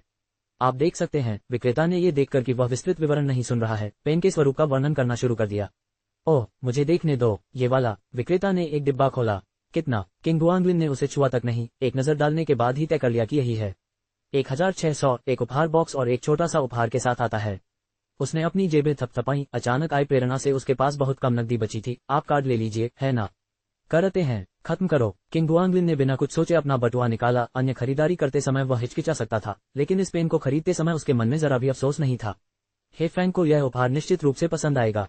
अध्याय 47। जो दिया जाना चाहिए वह दिया जाएगा। उपहार का डिब्बा पकड़े हुए वह जल्दी से स्कूल के प्रवेश द्वार की ओर बढ़ा और आसमान पहले ही काला हो चुका था। किंग गुआनग्लिन के पेट में गर्जना शुरू हो गया और उसे पछतावा होने लगा कि उसने हे फॉन को अपने आने की सूचना पहले क्यों नहीं दी। वे साथ में खाना खा सकते थे। अब तक तो वह शायद खाना भी खा चुकी होगी, जो कि थोड़ा दुर्भाग्यपूर्ण था। अंदर जाते हुए उसने अपना फोन निकाला और हे फांग का नंबर डायल किया। फोन सिर्फ 2 बार बजा, उसके बाद ही उसने फोन उठाया। क्या हुआ? क्या तुम्हें मेरी याद आ रही है? हे फॉन की आवाज सुस्त थी और किंग गुआनग्लिन उसे बिस्तर पर लेटे हुए भी देख सकती थी। 1 मिनट के लिए बाहर आओ, मैं जल्द ही तुम्हारे छात्रावास के प्रवेश द्वार पर आ जाऊंगा। तुम यहाँ आ गए। हे फैंग अचानक उत्साहित लग रहा था और उसके चेहरे पर आश्चर्य का भाव था। क्योंकि मुझे तुम्हारी याद आती थी। मैं अभी नीचे जाती हूँ, बस थोड़ा इंतजार करो। अचानक दूसरी तरफ से कुछ शोर हुआ और दूसरी लड़कियों की खिलखिलाहट सुनाई देने लगी। जल्दी मत करो, मैं अभी वहां नहीं पहुंचा हूं, बस कुछ मिनट और हैं। किंग गुआनग्लिन ने यह पुष्टि करने के बाद कि वह अपने छात्रावास में है, अपनी गति तेज कर दी, अन्यथा वह इतनी जल्दी फोन नहीं करता। जब प्रेमी जोड़े मिलने वाले हों तो एक दूसरे से मिलने का इंतजार सबसे मुश्किल होता है। हालांकि उसे उससे मिलने में बस कुछ ही मिनट बाकी थे, फिर भी ये छोटे छोटे पल दिन के किसी भी और समय से ज्यादा जरूरी लग रहे थे। कल रात जब वह उसे घर ले जा रहा था तो उसे रास्ता छोटा होने का बुरा लगा और उसने जानबूझकर रास्ता बदल लिया। अब उसकी इच्छा थी कि वह सीधे छात्रावास के प्रवेश द्वार तक पहुंच जाए, क्योंकि वह नहीं चाहता था कि उसे एक पल भी और इंतजार करना पड़े। जब किंग गुआंगलिन ने हे फॉन को देखा तो भूमिकाएं उलट गईं, वह खुद को खुश महसूस करने से नहीं रोक सका। एक ऐसी प्रतिक्रिया जो उनके रिश्ते की शुरुआत में हे फॉन की हुआ करती थी। उसने उससे ये भी पूछा कि उसे हंसना क्यों पसंद है। क्योंकि तुम मेरे प्रेमी हो, इसलिए जब मैं तुम्हें देखती हूँ तो खुश होती हूँ। केवल अब किंग गुआंगलिन को उन शब्दों में छिपे गहरे स्नेह का एहसास हुआ। नहीं, यह इतना तीव्र था कि इसे अब केवल पसंद नहीं कहा जा सकता था, ये प्यार था। पता चला कि वह हमेशा से ही उसे कहीं अधिक पसंद करती थी जितना वह जानता था। तुम किस बात पर हंस रहे हो? हे फैंग पहले ही उसके पास आ चुका था। मैं अपनी प्रेमिका को देखकर बहुत खुश हूँ। किंग गुआंगलिन उसे चूमने के लिए आगे बढ़ा। उनका नियम था कि वे हर दिन मिलने पर एक बार चुंबन लेते थे और अलग होने पर एक बार, और अब भले ही हे फॉन्ग ने अपना मन बदल दिया हो, वह चुंबन चुराने का कोई रास्ता खोज लेगा। 1 मिनट रुको। हे फैंग ने उसे रोका, फिर एक इमारत की ओर देखा। चलो कहीं और चलते हैं। क्यों? किंग गुआंगलिन अनिच्छुक था, वह उसे वहीं चूमना चाहता था। ऊपर बहुत से लोग बैठे हैं। हे फैंग ने ऊपर की ओर इशारा करते हुए कहा, बच्चों के सामने बुरा उदाहरण पेश करना ठीक नहीं होगा। उद्धरण चिन्ह डॉट डॉट डॉट उद्धरण चिन्ह। तुमने ये क्या पकड़ा हुआ है? हे फैंग को आखिरकार पूछने का मौका मिला क्योंकि उसके होंठ बंद हो गए थे। किंग गुआंगलिन ने उसे छोटा सा उपहार बॉक्स दिया। मैं बाहर घूम रहा था, ये देखा और सोचा कि यह आपके लिए उपयुक्त है, इसलिए मैंने इसे आवेग में उठा लिया। ओह! जैसे ही हे फॉन्ग ने चलकर उसे खोला, अंदर की सामग्री देखकर वह अचानक रुक गई। क्या तुम्हें ये पसंद है? किंग गुआंगलिन मुस्कुराया। उद्धरण चिन्ह डॉट डॉट डॉट उद्धरण चिन्ह। हे फैंग ने सीधे उसकी ओर देखा, आवेग में। किंग गुआंगलिन घबरा गई। बस सोचा कि तुम्हें पसंद आएगा। मैं वास्तव में करता हूँ। हे फैंग ने उसे उजागर नहीं किया, धीरे से अपनी उंगली से बॉक्स के अंदर पेन को छुआ। उसके चेहरे पर अविश्वसनीय खुशी झलक रही थी। धन्यवाद। क्या कोई इनाम है? कोई नहीं। हे फैंग ने साफ मना कर दिया। तुम फिर से पैसे बर्बाद कर रहे हो, मैं इस आदत को बर्दाश्त नहीं कर सकता। मैंने कब किया है? वैसे ये महंगा भी नहीं था। हे फैंग ने बक्सा बंद कर दिया और उसका हाथ कसकर पकड़ लिया। क्या तुमने नहीं कहा था कि तुम मुझसे शादी करना चाहते हो? हाँ, किंग गुआंगलिन ने सुधारा। सिर्फ कहा नहीं, हमेशा से इसके बारे में सोचता रहा हूँ। तो तुम्हारा पैसा मेरा पैसा है ना? उद्धरण चिन्ह डॉट डॉट डॉट उद्धरण चिन्ह। वह रुका। लगता है ऐसा। अगर तुम मेरे पैसों से मुझे उपहार खरीद रहे हो तो क्या तुम अब भी इनाम चाहते हो? हे फैंग ने उपहास किया। तुम मेरे पैसे खर्च कर रहे हो, दर्द तो मुझे ही होना चाहिए, तुम्हें मुझे बचाने में मदद करनी चाहिए। उद्धरण चिन्ह डॉट डॉट डॉट उद्धरण चिन्ह। कुछ गड़बड़ लग रही थी, फिर भी कुछ भी गलत नहीं था। उसे अवाक देखकर हे फॉन्ग मुस्कुराए बिना नहीं रह सका। क्या तुमने खाना खा लिया? खाया गया। मैं बता सकता हूँ कि तुमने नहीं खाया है। उसे कैफेटेरिया की ओर खींचते हुए हे फॉन्ग ने कहा, चलो तुम्हारे लिए कुछ खाने को लाते हैं। अरे, क्या इसका मतलब है कि आप सहमत हैं? किंग गुआंगलिन को अंततः समझ आ गया। हे फॉन्ग से शादी करना हमेशा से उसका अपना विचार था, ये पहली बार था जब उसने सकारात्मक प्रतिक्रिया दी। मैं किस बात पर सहमत हूँ? मुझसे शादी करने के लिए राजी हो जाओ। किंग गुआंगलिन ने खुशी से उसकी ओर देखा। क्या मैं पहले ही सहमत नहीं था? हे फैंग ने प्रतिवाद किया। किंग गुआंगलिन अचंभित रह गया। कब? इसे स्वयं समझो। खैर, आप सहमत हो गए। किंग गुआंगलिन ने सोचा, लेकिन उसे याद नहीं आ रहा था। फिर भी उसने इस पर अधिक ध्यान नहीं दिया। ये परिणाम प्राप्त करना ही पर्याप्त था। हाँ, मैं सहमत हूँ। हे फैंग उस पर मुस्कुराया, लेकिन मैंने यह नहीं बताया कि कब। उद्धरण चिन्ह डॉट डॉट डॉट उद्धरण चिन्ह। किंग गुआंगलिन ने निराश होकर कहा, तो फिर आप कब बताएंगे? जब मुझे पता चल जाएगा तो मैं तुम्हें बता दूंगा। इस बार हे फैंग ने मेरे मूड पर निर्भर करता है नहीं कहा। हे फैंग, क्या ये? एक आदमी की आवाज अचानक बीच में आई। उन्होंने मुड़कर देखा तो पीले रंग की जैकेट पहने एक आदमी उनके हाथ जोड़े हुए लोगों को घूर रहा था। यह मेरा बॉयफ्रेंड किंग गुआंगलिन है। हे फैंग किंग गुआंगलिन के करीब झुकी, फिर उसका परिचय देने के लिए मुड़ी। यह मेरा सहपाठी के है। वह रुकी, उस आदमी की ओर देखा। केबेई, केडोंग। उसकी पहले से ही तनावपूर्ण मुस्कान गायब हो गई। क्या तुमने नहीं कहा था कि विश्वविद्यालय के दौरान तुम्हारा कोई बॉयफ्रेंड नहीं होगा? क्या मैंने ऐसा कहा था? हे फैंग ने एक पल सोचा, फिर हंसा। मैंने अपना विचार बदल दिया। चाहे उसने ऐसा कहा हो या नहीं, क्या वह संकेत नहीं समझ सकता था? आप, शायद इसका मतलब किसी और के साथ डेटिंग न करना था। किंग गुआंगलिन ने उस पर भौहें चढ़ाई। सहपाठी, तुम्हारे पास कुछ और है? केडोंग ने उदास चेहरे के साथ किंग गुआंगलिन की ओर देखा, फिर हे फॉन्ग की ओर देखा और फिर मुस्कुरा दिया। कुछ नहीं, मैं अभी लाइन से बाहर हो गया था, मेरा बुरा मत मानना। चलो, हम खाना खाने चलते हैं। हे फैंग ने किंग गुआंगलिन को खींचा। जब वे कुछ दूर चले गए तो किंग गुआंगलिन खुद को रोक नहीं सका और पूछा, वह आदमी अभी लगता है उसने मेरा पीछा किया था। हे फैंग ने सहजता से कहा, फिर मजाकिया अंदाज में मुस्कुराया, आखिरकार मैं ही तुम्हारा पीछा करने लगा। क्या तुम्हें खुशी नहीं हुई? मुझे उसका नाम भी याद नहीं आ रहा। कोई आश्चर्य नहीं कि वह इतना परेशान था। किंग गुआंगलिन हंसा, तुम बहुत बुरे हो। याद रखने का क्या फायदा? हे फैंग ने मुंह बनाते हुए कहा, कोशिश करने वाले हर व्यक्ति का हिसाब तो नहीं रखा जा सकता, है ना? अच्छी बात है कि तुम जल्द ही स्नातक हो रही हो। किंग गुआंगलिन को राहत मिली। अगर किसी ने उसे भगा दिया तो क्या होगा? हे फैंग ने एक क्षण के लिए सोचा, मुझे लगता है कि मैंने सचमुच कहा था कि मैं विश्वविद्यालय में डेटिंग नहीं करूंगा। तो फिर तुम अब भी डेट क्यों करते हो? क्योंकि तुम्हारा आकर्षण बहुत ज्यादा है। मुझे डर है कि कोई और तुम्हें पहले छीन लेगा। हे फैंग ने अपनी बांह उसके चारों ओर लपेट ली और हंसते हुए उसके कंधे पर झुक गई। वह मुझसे बहुत समय से गुप्त रूप से प्यार करती रही होगी, किंग गुआंगलिन ने कहा, और अंततः उसे पकड़ लिया। हाँ, अगर तुम ऐसा कहते हो। हे फैंग ने दबे पांव कहा और उसके गाल को चूम लिया। कई सालों से मैं तुमसे गुप्त रूप से प्यार करता रहा हूँ। अध्याय 48। क्या आपने गुप्त रूप से अतिरिक्त पाठ लिया था? कैंटीन में हे फॉन्ग द्वारा उसके लिए लाए गए भोजन को खाते हुए किंग गुआंगलिन कभी कभी ऊपर देखता था कि वह अपनी ठुड्डी को सहारा देकर उसे खाते हुए देख रही है। क्या आप थोड़ा और खाना चाहते हैं?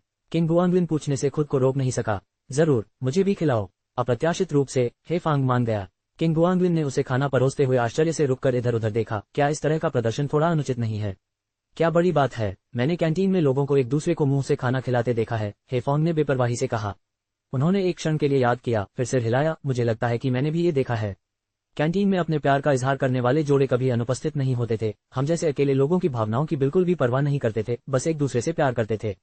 तो क्या तुम चाहते हो? हे फैंग ने अपनी आंखें सिकोड़ते हुए उससे पूछा। खांसी। किंग गुआंगलिन का गला थोड़ा घुट गया। यहाँ नहीं, अगर तुम सचमुच चाहती हो तो किसी और दिन। जब मेरी माँ आसपास नहीं होगी मैं तुम्हें कोशिश करने दूंगी। बेशर्म। हे फैंग ने उसे तिरछी नजर से देखा। मुझे पता था कि तुम शरारती विचारों से भरे हो। किंग गुआंगलिन ने मासूमियत से कहा। क्या यह आप ही थे जिन्होंने पूछा था? मैंने पूछा कि क्या आप ऐसा करना चाहते हैं, मैंने यह नहीं कहा कि मैं ऐसा करना चाहता हूँ। ठीक है, मैं। किंग गुआंगलिन ने हे फॉन्ग द्वारा उसे अपने मुंह से चिप्स खिलाने के दृश्य की कल्पना की। उसके होठों को चाटने से खुद को रोक नहीं पाए। वास्तव में मैं ऐसा करना चाहती हूँ।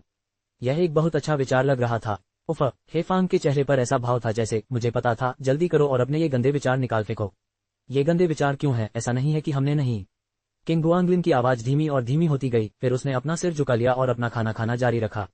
हे फैंग ने अपनी थोड़ी को सहारा देते हुए उसे देखा। धीरे धीरे थोड़ा विचलित हो रही थी, फिर थोड़ी देर बाद उसके गाल अचानक लाल हो गए और वह वास्तविकता में वापस आ गई, किंग गुआंगलिन को घूरते हुए। क्या हुआ? किंग गुआंगलिन की आंखें मासूमियत से भरी थीं। बेशर्म, बुरे विचारों से भरा हुआ। उद्धरण चिन्ह डॉट डॉट डॉट उद्धरण चिन्ह। प्रतिक्रिया देने में इतनी देर। किंग गुआंगलिन को कुछ समझ नहीं आया। उसने जल्दी से अपना खाना खत्म किया और अपना वादा पूरा करने के लिए जगह ढूंढने लगा। हम कहाँ घूमेंगे? उसने हे फॉन्ग का हाथ फिर से पकड़ते हुए पूछा। हम। हे फैंग ने प्रवेश द्वार पर चारों ओर देखा। चलो बस घूमते हैं। जब हम पहली बार मिले थे तब मैंने ऐसा कुछ नहीं किया था, किंग गुआंगलिन ने उसे याद दिलाया। गुमराह आदमी, शुरू में यह आपकी इच्छा थी। इसे रद्द नहीं किया जा सकता। तो फिर चलो कोई एकांत जगह ढूंढते हैं। किंग गुआंगलिन ने जानबूझकर उसकी नकल करते हुए एक धूर्त मुस्कान प्रकट की। अगर मैं अपनी प्रेमिका को चूमता हूं तो किसे परवाह है?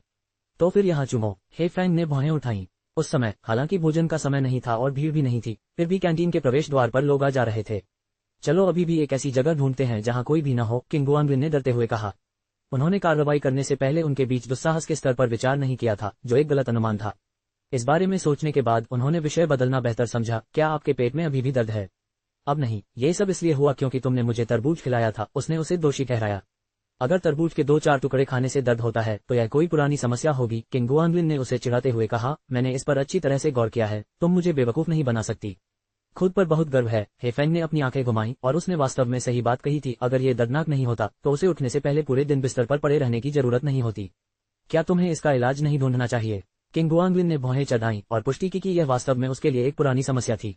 मैं किसी ऐसे व्यक्ति का इंतजार कर रहा हूं जो मुझे ठीक कर देगा। हे फॉन्ग ने मुस्कुराते हुए उसकी ओर देखते हुए कहा। क्या ये तुम हो? उसकी त्योरियां चढ़ गईं। अगर तुम बीमार हो तो डॉक्टर के पास जाओ, ये सब इंतजार करने की क्या बात है? उन्होंने जवाब दिया। डॉक्टर केवल यही कह सकते हैं कि अपना अच्छा ख्याल रखें, ठीक होने में समय लगता है। उद्धरण चिन्ह डॉट डॉट डॉट उद्धरण चिन्ह। किंग गुआंगलिन ने उसे संदेह से देखा। सच में? हे फैंग ने गंभीरता से सिर हिलाया। सचमुच? पुनर्प्राप्ति में क्या शामिल है? केवल भाग्यवान व्यक्ति ही जान सकता है, उसने बिना किसी चिंता के अपना सिर हिलाते हुए कहा। तो फिर मैं तुम्हें वापस ले चलूंगा। किंग गुआंगलिन ने उसे एक कोने से छात्रावास की इमारतों की ओर खींच लिया। तुम्हें बाहर ठंड नहीं लगनी चाहिए? अब किसी एकांत स्थान की तलाश नहीं है? हे फैंग ने उससे पूछा। वह मूर्ख अभी भी वैसा ही था, स्पष्ट रूप से एक और अंतरंग क्षण की प्रतीक्षा कर रहा था, लेकिन क्योंकि वह इस बात से चिंतित था कि इतनी छोटी सी बात पर उसे ठंड लग जाएगी, वह उसे तुरंत वापस भेजने के लिए तैयार था। मैं अभी के लिए इसे चुका दूंगा। किंग गुआंगलिन ने अपने होठों को दबाया। ब्याज लिया जाएगा, बेहतर होगा कि आप डिफॉल्ट न करें। जब मौका चला जाए तो उसे मत गंवाना। इस पर ब्याज नहीं लगेगा। क्या मैं अभी के लिए आपका कर्ज चुका सकता हूँ? उद्धरण चिन्ह डॉट डॉट डॉट उद्धरण चिन्ह। क्या आप कुछ कहेंगे? किंग गुआंगलिन को वह घसीटती हुई ले जा रही थी। आप ऋणी नहीं हो सकते। अच्छा तब काफी दूर चलने के बाद हे फॉन्ग अंततः रुक गई। उसने बाएं और दाएं देखने के बाद अपना हाथ बढ़ाकर उसे पास के एक पेड़ के पीछे खींच लिया।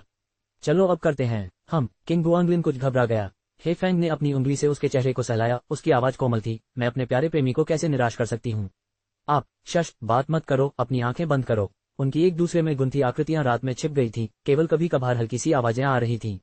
सुअर के पैर, उसने तेजी से फुसफुसाया। प्रवृत्ति, वह धीरे से बुदबुदाया। Dot dot dot. चलो अपनी जगह बदलते हैं। हे फैंग की आवाज चंचल थी। मैं थक गया हूँ, मैं पेड़ के सहारे टिकना चाहता हूँ। किंग गुआंगलिन ने अपने नए अर्जित कौशल में कुछ हद तक महारत हासिल कर ली थी और उसे पकड़कर अपनी दक्षता में सुधार जारी रखने के लिए घूम गया। रुको, क्या तुम छुपकर सबक ले रहे थे? हे फैंग को लगा कि कुछ गड़बड़ है, ये नौसिखिया अचानक कैसे ठीक हो गया? मैं स्वाभाविक रूप से प्रतिभाशाली हूँ। किंग गुआंगलिन ने अतिरिक्त सबक लेने और नीचे झुककर कुछ खाने की बात स्वीकार नहीं की। तुम निश्चित रूप से। रुको। हे फैंग ने उसे 2 बार धीरे से थप्पड़ मारा और फिर शांत हो गई। उसका छोटा हाथ धीरे धीरे उसकी पीठ पर कस गया। पेड़ के सहारे खड़े होने पर बहुत अच्छा महसूस हुआ। सुअर के पैर, उसने फिर चेतावनी दी। सिर्फ एक बार, किंग गुआंगलिन ने बुदबुदाया। उद्धरण चिन्ह डॉट डॉट डॉट उद्धरण चिन्ह, उद्धरण चिन्ह डॉट डॉट डॉट उद्धरण चिन्ह। कपड़ों के माध्यम से, ठीक है। जो कुछ उन्होंने कॉलेज में अनुभव नहीं किया था, उसकी पूर्ति उन्होंने स्नातक होने के 2 साल बाद स्कूल में की। वे एकांत सड़क पर तब तक बिना किसी बाधा के चलते रहे जब तक हेफॉन्ग ने आगे बढ़ने से इनकार नहीं कर दिया, और उसके बाद ही किंग गुआंगलिन, जो अभी भी और आगे जाने की इच्छा रखती थी, रुकी। सीखने से पहले और बाद में अंतर रात और दिन जैसा था। बेशक ये शुरुआत में ही फोन की पहल के बिना संभव नहीं होता, जिससे उन्हें अपने कौशल को वास्तविक अभ्यास में लागू करने का पर्याप्त समय मिला। मुझे तुमसे प्यार है, तुम और भी शरारती हो रहे हो, हे फैंग ने शिकायत करते हुए उसे दूर धकेल दिया और अपने हेम को खींचा।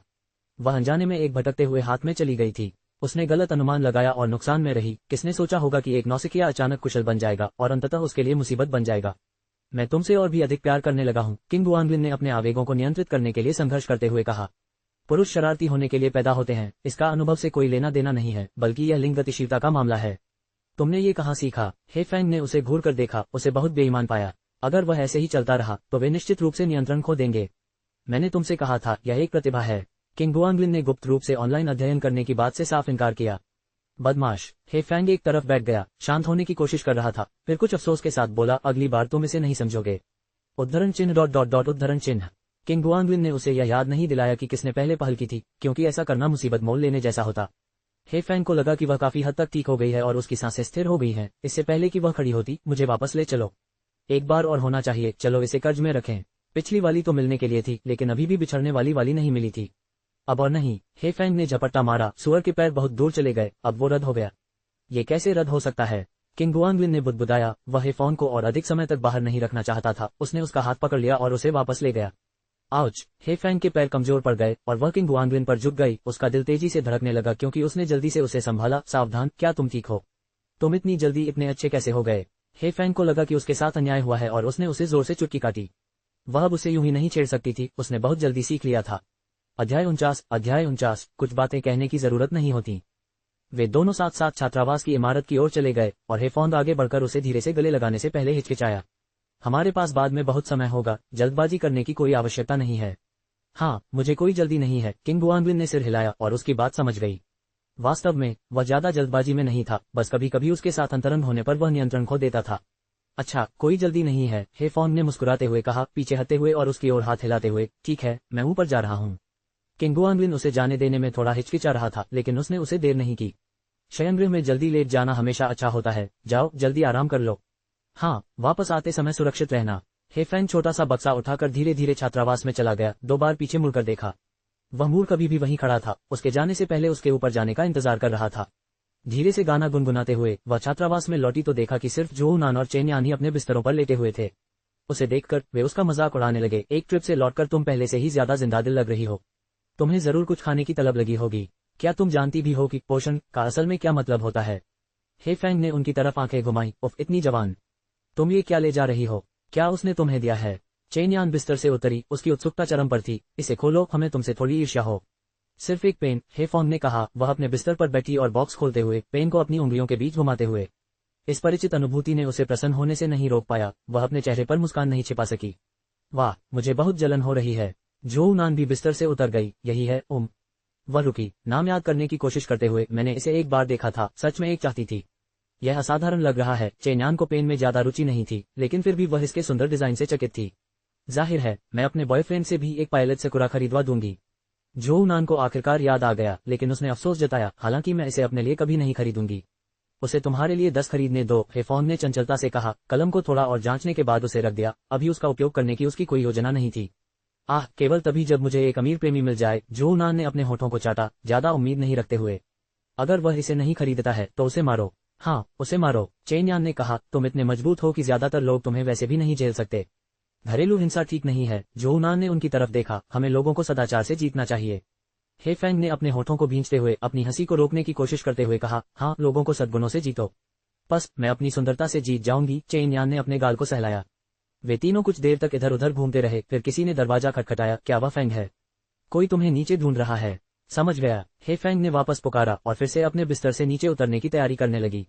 अभी अभी अलग हुए हैं और वह पहले से ही तुम्हें याद कर रहा है। टीएस चेन यान ने व्यंग्य के संकेत के साथ कहा।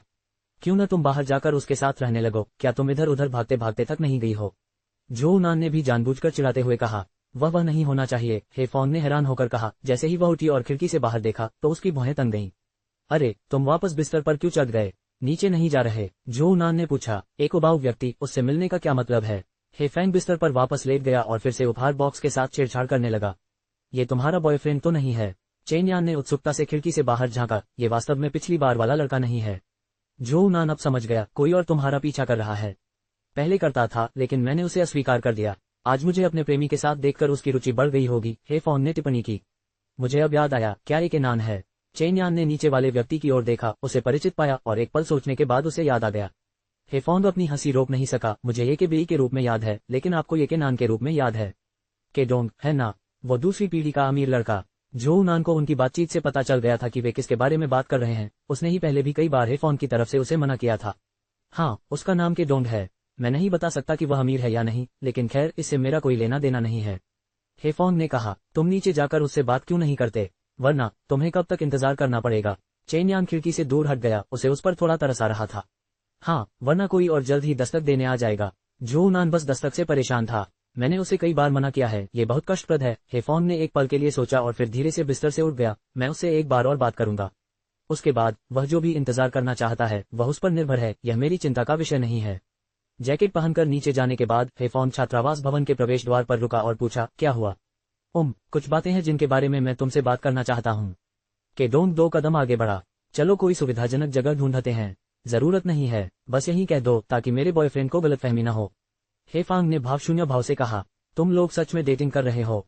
के डोंग थोड़ा उत्तेजित हो गया और उसने एक अनावश्यक प्रश्न पूछा। क्या तुमने खुद नहीं देखा? हे फैंग कुछ उलझन में था। मुझे तुम्हारा कुछ भी देना नहीं है ना?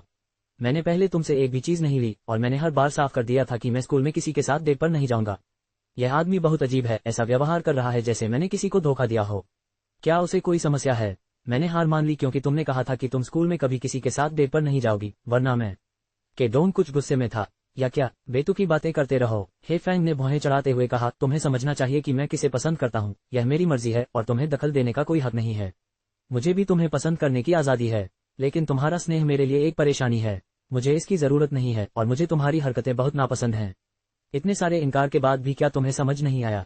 हे फॉन्ग अधीर हो रहा था। चाहे उपहार देना हो या अपना अपराध स्वीकार करना हो, तुम सिर्फ अपनी ही बात मनवा रहे हो। मैं तुम्हें पहले भी कई बार कह चुका हूँ, मैं तुम्हें पसंद नहीं करता। मुझे बताओ तुम्हें कैसा इंसान पसंद है, मैं वैसा बनने के लिए कड़ी मेहनत करूंगा। के डोंग और भी गुस्से में था। उस आदमी में ऐसा क्या है जो मुझमें नहीं है? मैं तुम्हें उससे कहीं ज्यादा पसंद करता हूँ। वह हे फॉन्ग को उस आदमी के साथ बर्दाश्त नहीं कर पा रहा था जिसने इतने घटिया कपड़े पहने थे। आखिर वही क्यों? पहली बात तो ये कि वो मेरा बॉयफ्रेंड है, वो लड़का नहीं। हे फैंग का चेहरा काला पड़ गया। दूसरी बात, तुम किसी भी तरह से उससे तुलना नहीं कर सकती। वो रुकी, फिर मुड़ी। अगर और कुछ नहीं है तो मैं अभी वापस जा रही हूँ। प्लीज मुझे ढूंढना बंद करो, ये तो समय की बर्बादी है। मेरे एक जोड़ी जूते के पैसे से उसकी पूरी अलमारी खरीदी जा सकती है। के डोंग नाराज था। वो घटिया तोहफे जो वो तुम्हें देता है, मैं 10 खरीद सकता हूँ। 100। हे फैंग वहीं रुक गई, पीछे मुड़ी और उसकी ओर उपहासपूर्ण दृष्टि से देखा। तो क्या हुआ अगर तुम 1000 खरीद लो? क्या वह तुम्हारा पैसा है? मैं खरीदूंगा। उसने जैकेट को अपने चारों ओर कस लिया और बीच में ही बोली, तुम कहती हो कि तुम मुझे उससे ज्यादा पसंद करती हो। किस तरह से, बताओ? गर्मियों के दिनों में भी रात की हवा बहुत ठंडी थी, उसे उस मूर्ख के गर्म आलिंगन की याद आती थी। के डोंग थोड़ा हकलाया और वह, जो कुछ वह तुम्हारे लिए कर सकता है मैं उसे बेहतर कर सकता हूँ। उसे, हे फैंग ने उदास हंसी हंसते हुए कहा, वह मेरे लिए जान दे सकता है। तुम उससे कैसे मुकाबला कर सकते हो? के डोंग ने उसे अविश्वास से देखा। उसे समझ नहीं आ रहा था कि वह ऐसी बात पर कैसे विश्वास कर सकती है। मैं भी यही कह सकता हूँ, मैं तुम्हारे लिए 100 बार मर सकता हूँ। नहीं, उसने ऐसा कभी नहीं कहा।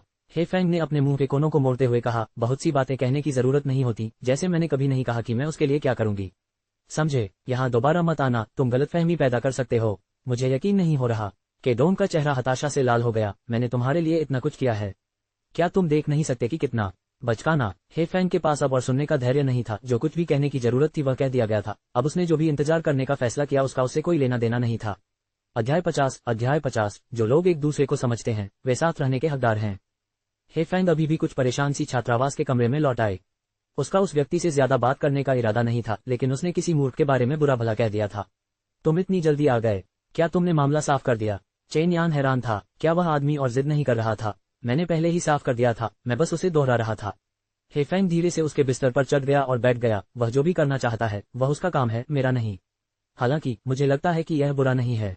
तुम्हारे कई बार ठुकराने के बाद भी वह हार नहीं मान रहा, तुम उसे पसंद क्यों नहीं करती? जो उनान उत्सुक थी। ये बहुत कष्टदायक होता है जब कोई इस प्रकार की स्थिति में हार नहीं मानता, भले ही इस प्रकार की दृढ़ता अन्यत्र गलत न हो। हे फैंग ने कहा, एक रिश्ता होना ही चाहिए क्योंकि दोनों लोग एक दूसरे को पसंद करते हैं। एक तरफा जुनून केवल एक को ही घृणास्पद बनाता है। वाह, ये तो बिल्कुल सही लगता है। जो उनान भी अपने बिस्तर से उठ बैठी। क्या तुम और तुम्हारा बॉयफ्रेंड एक दूसरे को पसंद करते हो? हे फैंग ने गर्व से मुस्कुराते हुए कहा, बेशक। यो सुशी हे फॉन्ग, मुझे आपका इंटरव्यू लेने दीजिए। आपके बॉयफ्रेंड ने आपको इस तरह कैसे आकर्षित किया? चेन यान ने एक किताब ऐसे लहराई जैसे वह माइक्रोफोन हो। जब से आप उससे मिली हैं, आप समय समय पर मूर्खतापूर्ण मुस्कान बिखेरती रही हैं। क्या आप हमें बता सकती हैं कि उसने आपको कैसे मीठी मीठी बातें करके अपने साथ डेटिंग के लिए राजी किया? हाँ, तुम दोनों कैसे मिले? जो उनान भी बहुत उत्सुक थी। शुरू में तो तुम डेटिंग न करने पर अड़ी हुई थी, इतनी जल्दी अपना मन कैसे बदल लिया? हे फैंग ने एक पल के लिए सोचा, कोई कारण नहीं, मुझे तो वह सचमुच पसंद था। एक साधारण लाइक ने तुम्हें मंत्रमुग्ध कर दिया था, मानो किसी जादू से। हाल ही में तुम बिल्कुल बदली हुई इंसान लग रही हो। जो उनान ने उपहास किया। ठीक है, फिर से जवाब दो। चेन यान इस टालमटोल से असंतुष्ट थी। उसने किताब का माइक्रोफोन अपने मुंह की ओर बढ़ाते हुए कहा, उदाहरण के लिए, तुम्हें उसमें क्या पसंद है? मुझे अच्छा लगता है कि वह मुझे पसंद करता है और उसे अच्छा लगता है कि मैं उसे पसंद करती हूँ। हे फॉन्ग ने कहा, मानो कोई जुबान घुमाने वाली बात कह रहा हो। नीचे वाला लड़का भी तुम्हें पसंद करता है? जो उनान ने पूरी ईमानदारी न दिखाते हुए चुटकी ली। हे फैंग ने अपना सिर हिलाया, यह अलग है। मुझे लगता है कि स्कूल में लोग बहुत बचकाने होते हैं। हाँ, बचकाने, इसीलिए मैंने कहा था कि मैं कॉलेज में डेट नहीं करूंगी। तुम्हारा बॉयफ्रेंड बहुत परिपक्व है। वह कोई जवान दिखने वाला बुरा आदमी तो नहीं है? चेन यान ने बड़ी बड़ी आंखें करके पूछा। नहीं, मेरा मतलब है, समझदार होना बचकाना होने के उलट है, परिपक्व न होना। हे फैंग ने एक पल सोचा, फिर सीधा उठकर उन्हें उपदेश देने लगा, इसका परिपक्वता से कोई लेना देना नहीं है। मिसाल के तौर पर, नीचे वाला लड़का, जब उसने पहली बार मुझे ढूंढा था तो मैंने उसे साफ मना कर दिया था, लेकिन वह काफी देर तक तोहफे भेजता रहा। ये किसी को पसंद करना है ना? जो उनान ने उत्सुकता से पूछा। नहीं, ये बचकाना है। अगर मैंने उसे साफ तौर पर अस्वीकार नहीं किया होता तो उसकी हरकतें कोई समस्या नहीं होती। हे फांग ने अपना सिर हिलाया।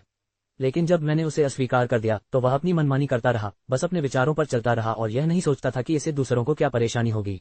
हालांकि मैंने उसे कई बार अस्वीकार किया, फिर भी वह मुझे परेशान करके प्रभावित करना चाहता था, या जिसे वह ईमानदारी समझता था। वह चाहता था कि मैं उसके कार्यों से प्रभावित हो जाऊं।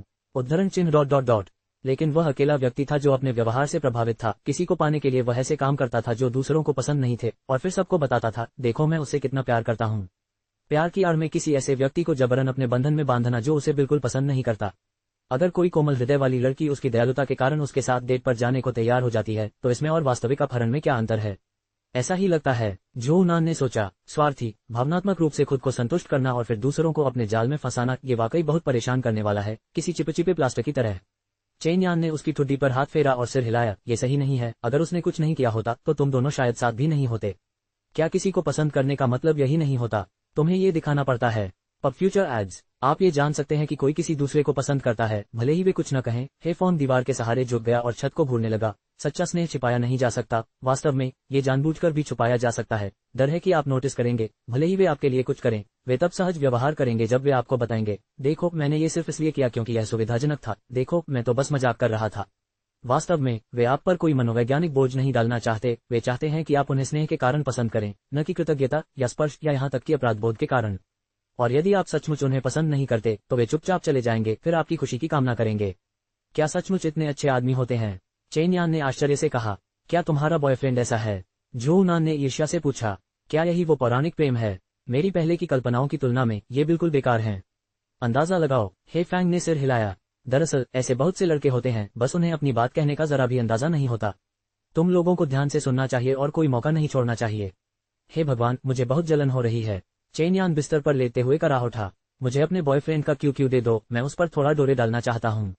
जो उनान ने उपहास करते हुए कहा, उठो छोटी बच्ची, जिन पर तुम डोरे डाल सकती हो वे सब बेवकूफ हैं। एक सच्चा अच्छा आदमी तुम्हें कभी सफल नहीं होने देगा। मेरे आदमी पर डोरे डालने की कोशिश कर रही हो? हे फैंग गुनगुनाया। अगले जन्म में नहीं, उसके बाद के जन्मों में भी नहीं। तुम्हारा आदमी, शर्म नहीं आती तुम्हें? जो उनान ने उंगली से चेहरा पोंछने का इशारा किया। तुम्हारी तो अभी शादी भी नहीं हुई और वो तुम्हारा आदमी है। वे सारा दिन अश्लील गाने गाते हैं और उन्हें शर्म नहीं आती। हे फॉन ने शरारती मुस्कान के साथ उसकी ओर देखा। चाहे तुम्हें शर्म आए या नहीं, किसी दिन तुम्हें इसका अनुभव होगा। हे, तुम और भी गंदी होती जा रही हो। जो उनान ने थूका, फिर उसे घूरा। क्या तुम लोगों ने सच में वो काम किया था? पब फ्यूचर एड्स, आप किस उसकी बात कर रहे हैं? हे फैंग ने भौहें उठाई। नाटक कर रहा हूँ, मैं तुम्हें ऐसी बात कैसे बता सकता हूँ। हे फैंग ने उसकी उंगली से चेहरा पोंछने की नकल की। तुम्हें शर्म नहीं आती दूसरों के निजी मामलों में ताक झांक करते हुए। तुम्हारे बेवकूफाना राज कौन जानना चाहता है। जो उनान ने आंखें घुमाई। तुम हर रात वापस आती हो, क्या ये सिर्फ यह नहीं बताता कि तुम दिन में क्या करती हो। दिन के समय में क्या गड़बड़ है। हे फैंग ने अपना सिर हिलाया। प्रेमियों के बीच इस तरह की बात, जब तक दरवाजा बंद है और दोनों तैयार हैं, किसे परवाह है। उद्धरण चिन्ह डॉट डॉट डॉट उद्धरण चिन्ह, उद्धरण चिन्ह डॉट डॉट डॉट उद्धरण चिन्ह। दोनों ने एक दूसरे की ओर देखा। अचानक दोनों शर्मा गए और फिर अपना सिर दूसरी ओर घुमा लिया। सचमुच उन लड़कियों का बुरा प्रभाव पड़ता है। हम ऐसी बातें कैसे कर सकते हैं। बकवास मत पूछो, वहां कुछ भी नहीं था। हाँ ठीक है, मानो मैं इस पर विश्वास कर लूं। उद्धरण चिन्ह डॉट डॉट डॉट उद्धरण चिन्ह। अचानक चेन्यान बिस्तर से लुढ़क गया और हे फॉन्ग के बिस्तर के किनारे को पकड़ लिया। तुमने पहले जिस तरह के आदमी का जिक्र किया था, मुझे वह कहाँ मिलेगा। हे फैंग बिस्तर पर बैठ गया और उसके हाथ फैला दिए। मुझे कैसे पता चलेगा कि उसे कहाँ मिलेगा। तुम्हें खुद ही यह खोजना होगा।